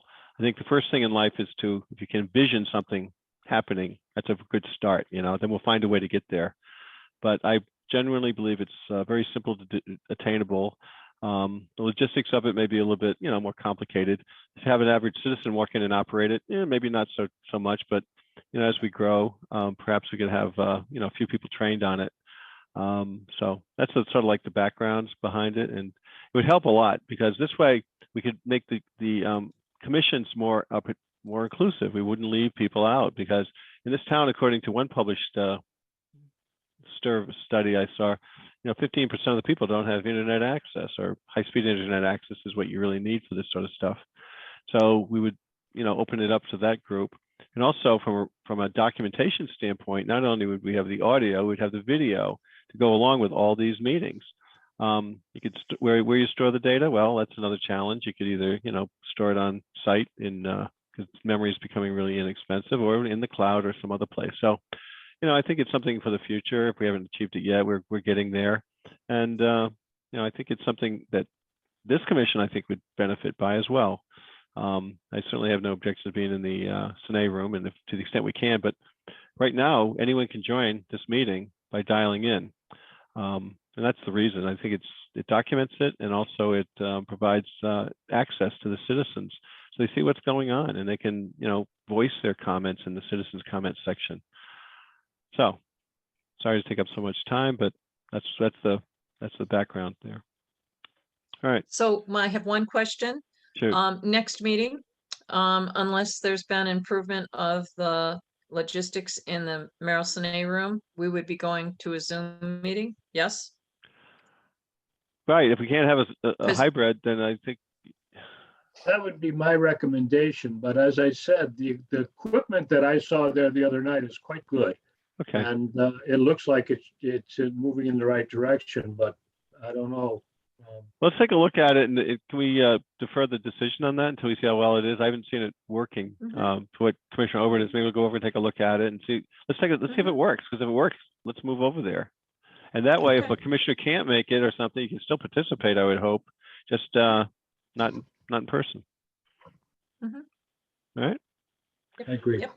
Okay. Great, thank you. Okay, everybody. So moving on to the next point. We have budget and expenditures and agent report. Marla, was there an item that you wanted me to introduce in this meeting that you emailed me?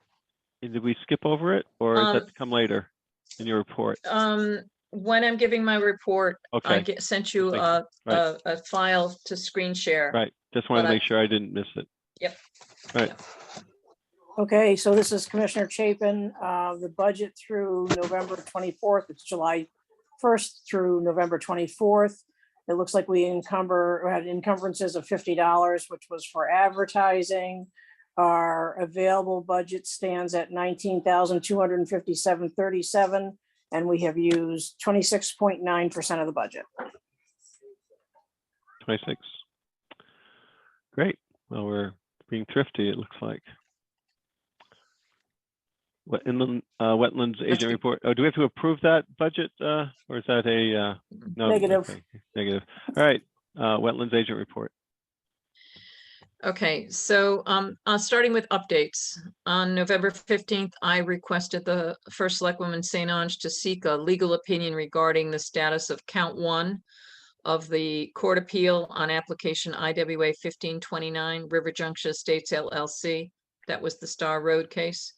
The original 2-count appeal was bifurcated, and only count 2 was adjudicated, leaving questions about the status of count 1. Since River Junction Estates did not prevail in this claim that Star Road, quote unquote, was a town road, leaving count 1 moot.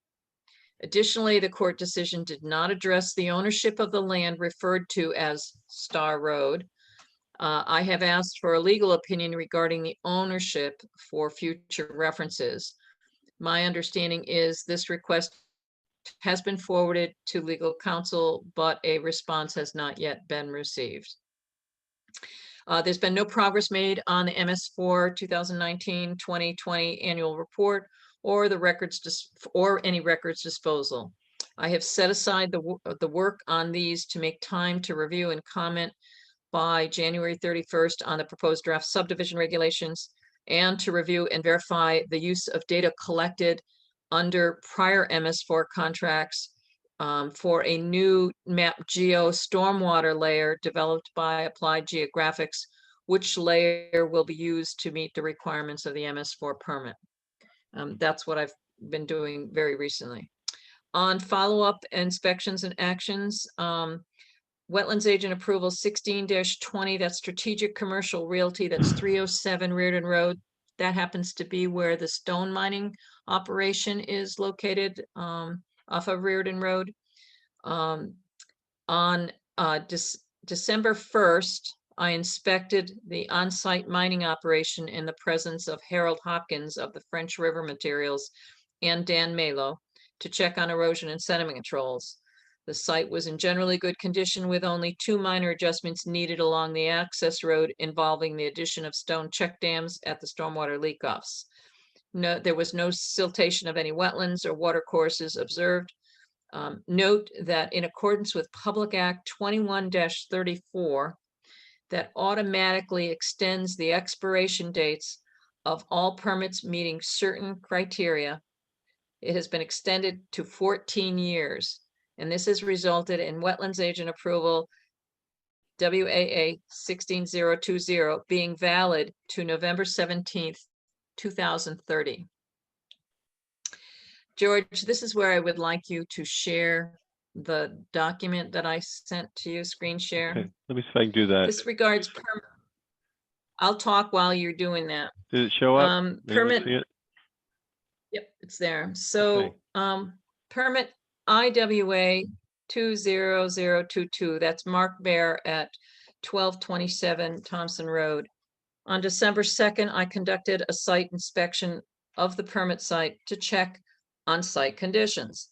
While earth moving work was still occurring on the site,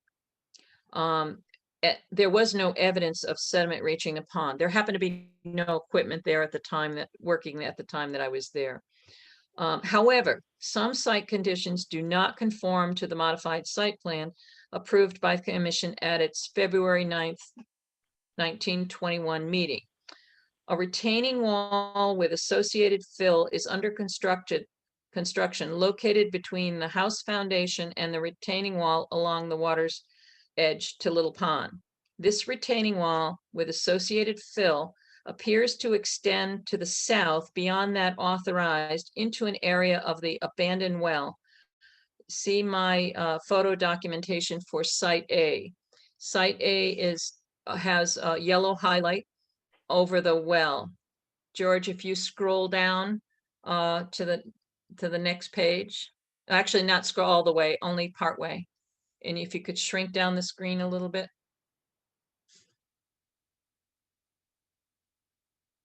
Okay, so you're seeing a picture of a concrete conduit that was placed over the abandoned wellhead, indicating that further filling is planned in this area. The first photograph, the photograph in the left, is taken facing west from the edge of Little Pond, or the retaining wall next to Little Pond. And you can see in the background that there has been fill stockpiled or graded into an area which, according to the approved drawings, there was not supposed to be any material. The silt fence that you see in the left side of that picture is actually on the property boundary line. So the toe of slope of that fill embankment looks like it's really getting close to the property boundary line. The second photo is taken facing north, and it shows how close the retaining wall fill is coming to the concrete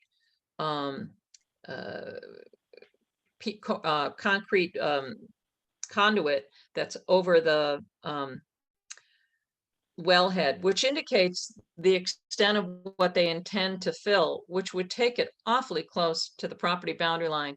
And if you recall, back when this was being discussed, there was concerns about making sure that drainage that came down off the driveway could stay on Mr. Bear's property and not flood over into the neighboring property to the south.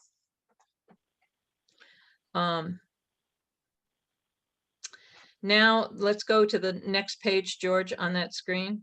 There are now 2 retaining walls west of the house foundation modified plan only showed one. That was my documented site B on this, on the plan. And finally, stones and fill materials are being stored on the south side of the driveway. That was my photo documented C. That's the one in the lower picture. The upper picture that you're looking at shows the two retaining walls. There was only one small retaining wall shown on the approved drawings. There are now two very large retaining walls, and most of these walls are located within the upland review area. I had notified the building inspector saying that I felt that one of the walls was greater than 6 feet, which would have needed an engineer design, and he did not agree with me. So that's all something that goes through the building office, not by me. So now I have a situation where the fill that's along the driveway, which is the lower picture, on page 2 of this document, and it shows stones being stockpiled in an area that is supposed to not have any grading going on. So that's probably temporary, but my concern is that this may cause drainage problems affecting the Hager property, which is located to the south, because the water's coming down the hill and it either is going to bypass those stones before it gets to it, or it's going to hit the stones, and I'm not sure how it's going to flow through. So what I would like to do is discuss with you at this time recommendations for pursuing these permit violations. There are several different options available. I could do a new notice of violation. I could threaten permit suspension or revocation for it not complying, or I could issue an order, or I could send a missive to the building office to indicate that I didn't want them to issue any certificate of approval until an as-built drawing is supplied to the commission and the commission approves it. The reason this is confusing is because there are property rights that are involved that are not necessarily wetlands issues, but what is on the ground now is not what the commission approved, but it may not be adverse, meaning it may not have an adverse effect to wetlands and watercourses.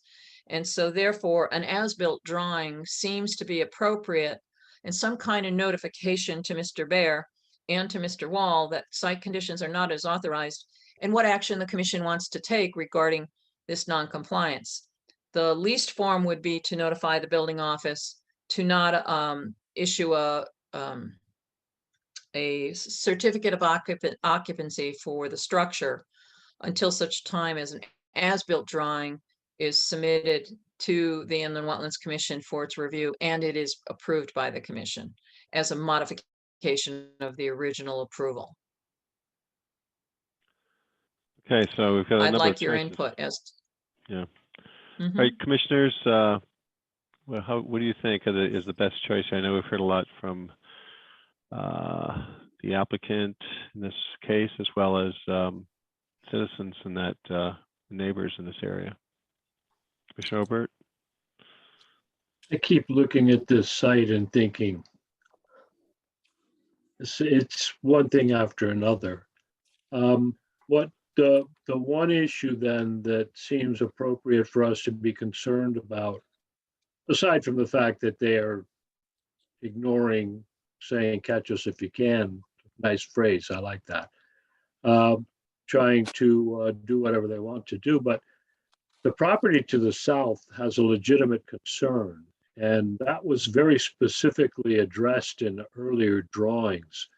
And if this work and unauthorized work exacerbates the problem with runoff, I think that that it is something that we should demand an explanation about as built. What are they going to do? And I agree with Marla. I think that we need to see that. And I do think that when she reaches out with correspondence, it should indicate that if we don't see some cooperation, we will recommend that there be no certificate of occupancy until they comply. Good. That's my 3 cents. So one question I do have for you, these, Marla, these 5 choices, 4 or 5 choices mutually exclusive, or can we sort of stitch them together. Okay, so a notice of violation could include a threat of permit suspension or threat of an order, yes, and could also say that the commission is requesting the building office to hold any certificate of approval up until an as-built drawing is provided. Any actual permit suspension or revocation or unilateral order requires a hearing to show cause why the permit should not be suspended or revoked, or why the order should remain in effect. And if you issue an order, you have to identify what are the remedial actions you want to have taken. And I'm not sure at this juncture what those will be, because I don't know how much they're going to continue to do. So yes, in response to your answer, you can do multiple things in one. So Right. I could issue a notice of violation that demands an explanation of what's going on with the threat of permit suspension and or an order. And maybe that is the best approach at this juncture, because I don't think it's not ripe for permit Yeah. suspension or revocation. And it's not ripe for an order because you don't have the environmental impact that would support that. You have somebody thumbing their nose at, so you have to find a way to get their attention. And currently, Mr. Bear has a problem because the foundation has been bowed, and that's why there's been a stop work order put on by the building inspector until such time as they come up with a resolution to why that foundation bowed inward in towards the house on the back wall. So That's not You'll an have- environmental issue. That's a separate issue, right? Yep. All right. So. Yep. We heard from Commissioner Overt. You heard I like, the fact that, it's a tiered approach that incorporates multiple dimensions seems to feel like it's in the right direction. It gives an opportunity for the applicant to, remedy and explain, which would seem fair, because perhaps it's something we don't know, and additional information before a final, more permanent and lasting decision is made. Commissioner Chapin, any questions or? I'm trying to think what I want to actually say about this one. I don't know that I want to say anything on a public meeting about this at this point, because honestly, well, I'll ask this question. Do you think it would be detrimental to have them remove those walls? Because I know at some point we say we Yes. can't do things because you think it would be detrimental. Yes, I think Route 193 would be undermined for the two Whopper walls,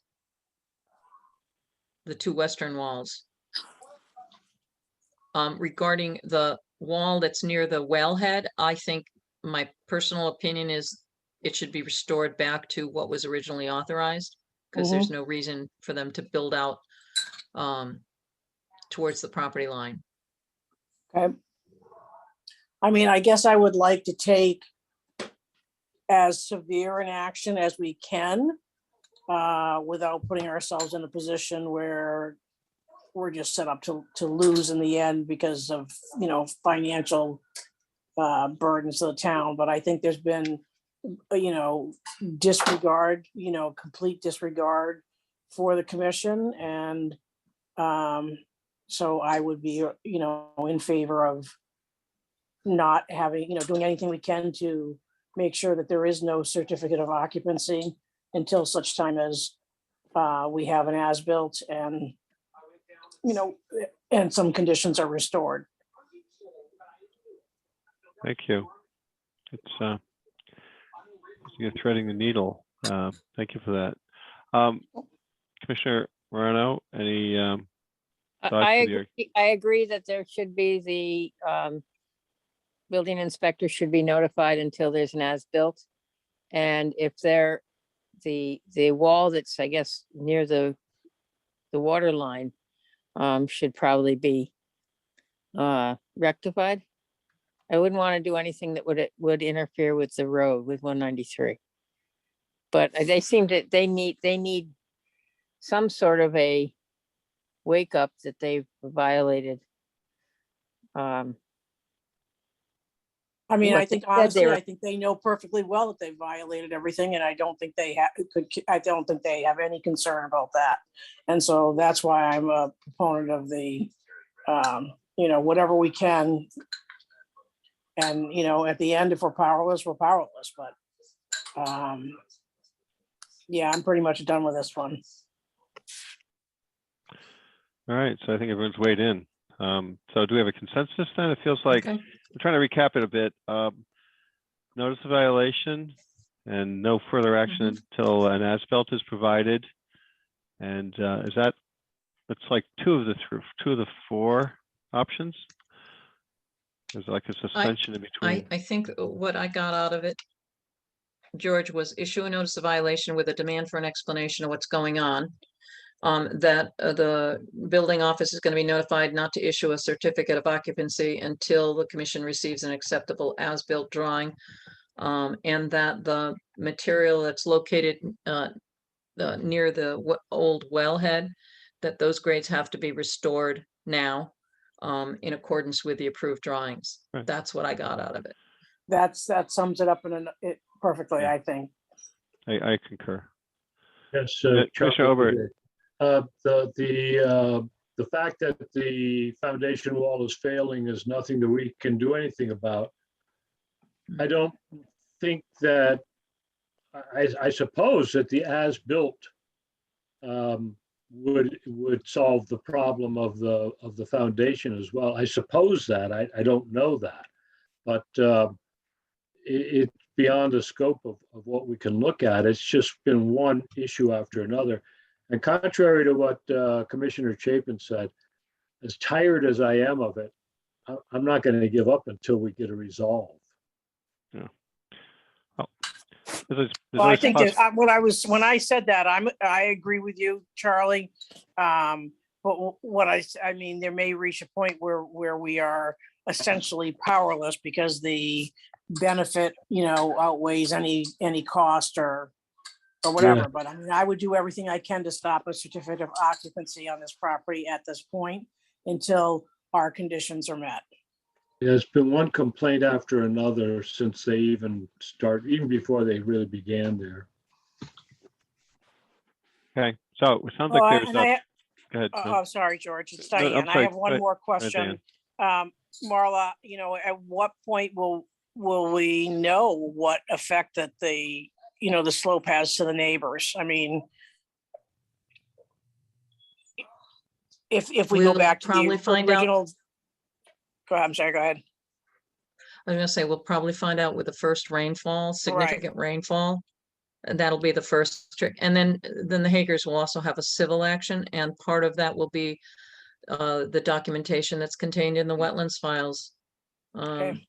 So there are two issues. One is a wetland water course issue. The other is a civil matter that's between Mr. Hager and the property owner and the contractor.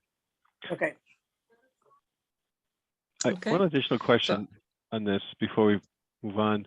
Is there, does this warrant a additional subject matter experts to come in on behalf of the town to provide opinions or guidance on this, or do we have what we need to make informed decisions? Or is it too early to determine that? It's probably too early because you don't know exactly how much more they're going to do. We're not Yeah. going to do. Okay.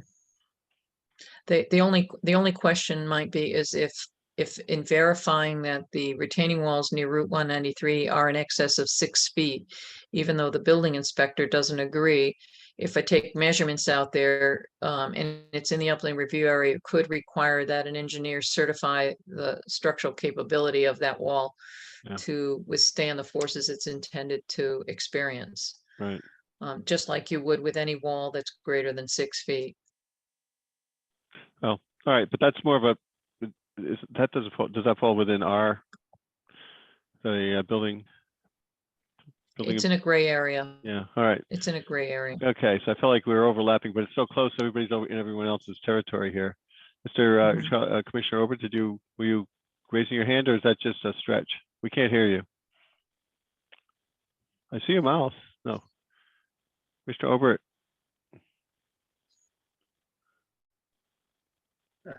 Ah, There, let me unmute it. okay. The foundation wall is still within 100 feet of the water's edge. I mean, the whole lot isn't more than 120 feet deep, is it? I don't think so. Yeah. And then most of it's on the hillside. So we have overlapping jurisdictions, I guess, is the conclusion. That's what you're suggesting, right? So, all right. Thank you. I have nothing else to add to this. Do we require, does it require, we can have you just issue the violation? Mm-hmm. Okay. Yep. Pretty clear cut. Excellent. All right. Moving on then to the next point. Okay, so the next issue, you can stop screen sharing. Yeah. Complaint 2014, that was Philip LeBlanc on 295 Linehouse Road. That was a pond cleaning during drought of last year and side casting the spoils into the neighbor's property. On December 7th, I sent a letter to Mr. and Mrs. LeBlanc advising them to do no more earth moving work or construction work, either in the pond or within 100 feet of the pond without first obtaining an approval from the Inland Wetlands complaint, Inland Wetlands Commission. The complaint file has been closed. I could find no evidence that the commission back in the 80s, when the pond was first dredged, gave a carte blanche to do anything with the rest of the wetlands, as was claimed by Mr. LeBlanc. Then in complaint 2111, that's 1208 Riverside Drive, Susan Eklund. That was where there was a trailer that somebody might be living in and might have had a septic system in the upland review area. I still need to verify the status with the building office's investigation of that. Complaint 2113 at 0 Quatictown Farm Road, that was grading for a new driveway. That was a complaint that came in while I was away on vacation and was investigated by Cynthia Dunn and Dan Malo. I have conducted a drive-by and found no recent activity that warrants enforcement action, but have spoken to a neighbor and will conduct a site visit to verify the neighbor's complaint.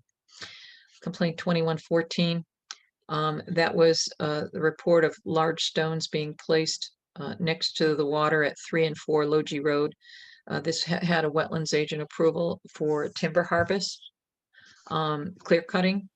On December 2nd, I inspected the site and did not see evidence of the stones beyond the high water line or having any erosion.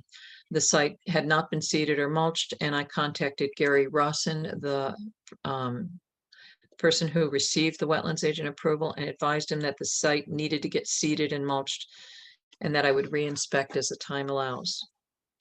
Then complaint 2115, that's 1036 and 0 Thompson Road. That was a report of tree cutting. The site was inspected on 11/17/21 in the presence of the property owner, Carlos Fiera, and his son. Some tree cutting and earth moving work. Again, this was a complaint that came in while I was out of the office and was initially inspected by Cynthia Dunn and Dan Malo. Some of the tree cutting and earth moving work around a small pond had been done. And while he had chickens and a goat on site, Mr. Fiera said he wanted to enlarge the pond and cut the trees to create pasture for horses. He agreed to stop earth moving work and a new tree cutting and do no more tree cutting and seek advice from J&D Civil Engineers on getting the wetlands flagged and mapped and then evaluated as to what further work he wanted to do, because I suggested he might not have adequate water supply for his pond, and it wasn't clear that the area that he wanted to put a pasture would be adequate for a wet meadow or pasture. He agreed to stop the earth moving work and any new tree cutting and seek advice from J&D. He has been sent a letter confirming this. No enforcement action is planned as long as no further work in the wetlands or watercourses are done without the review and approval through the wetlands office.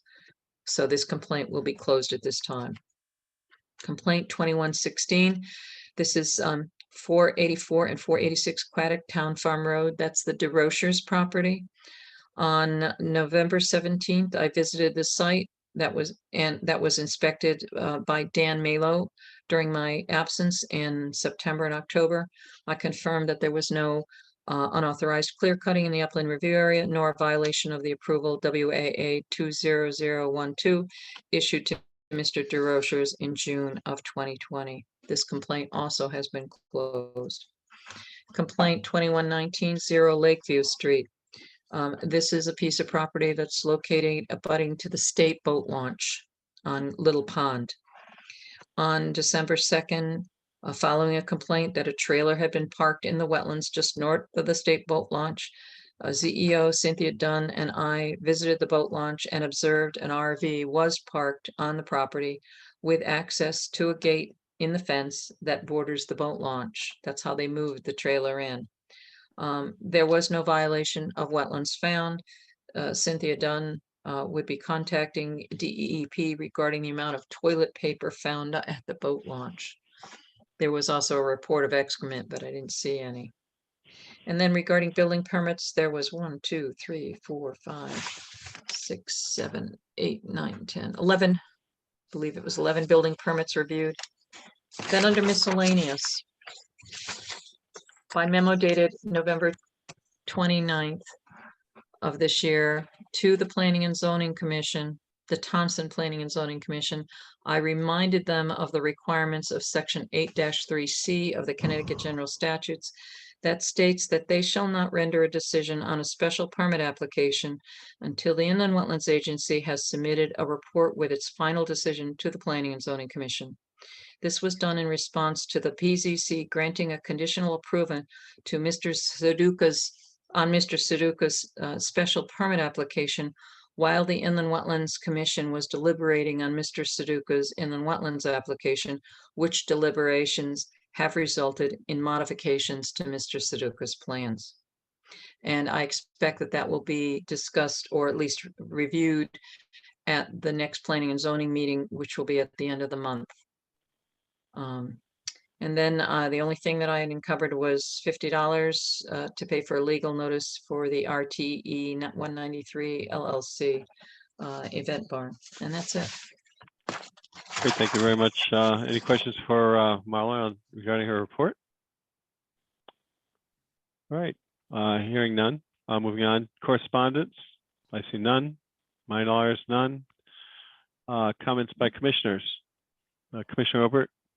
On October 31st, I was on Aquatic Farmtown Road at about 289 Aquatic Farmtown Road. And we had just had a rain event and the road was flooded. So whichever culvert or storm drain brings water underneath the road there isn't adequate, apparently. And this is before I got as far south as where that gravel operation was at Spicer Road. And so it's further up Aquatic Farmtown Road, further north. And So I that was couldn't figure out what 289? happening. Was that I 289? took a video of it and just checked the details. It says that it was 289 Aquatic Farmtown Road. And I can send you the video. It's a short one, but it's just the road was flooded completely across. So there's that. Okay. And the only other thing is, yes, as soon as we can get some copies of that subdivision regulation changes, I want to read it and comment. Yeah, we need the red line. Great, thank you, Commissioner Obert. Commissioner Chapin? Yeah, I'm just wondering what the status is, because I'm planning on being on Zoom in January, so I know that's right around the corner, but I don't know if there was some discussion about that or doing hybrid or what have you. So where do we stand on that, or are we up in the air at this point? I thought we were going to confirm the capability and see if we can have a hybrid meeting. I think Commissioner Obert said he had another commission he was on or group he was on that utilized it that way. Am I correct? Yes, I'm willing to help facilitate a hybrid meeting. But even at any rate, Diane, you could stay at home and Zoom in. So there's Perfect. that. So we're gonna try a hybrid, I guess, is the consensus. If at least that was my hope, unless there's some, limitation that would prevent that. We certainly, Zoom's great, but a hybrid would be probably even better. And, we all aspire to better, I think. So everybody, as your time or, condition permits, that would enable you to participate and fulfill your obligation, yet no matter where you are. All right, any other comments? Dan? Nope, that's it for me. Great. Commissioner Moreno? Fran? All set here. All right. Thank you very much, everyone. My comments are fairly benign. I think, we should all aspire to have, raise the standard for a number of areas, especially to provide more transparency to the citizens of the town of Thompson in everything we do, especially as a public commission. And wetlands are important activity, which are governed by the Inland Wetlands and Watercourses Act and a variety of this town guidelines. There's a variety of statutory requirements. Then there's always philosophical ones like that we should consider, and that would be the impact, protection of property rights and other things. So it's no simple task. And so I want to thank all the commissioners for their hard work in this area. And I would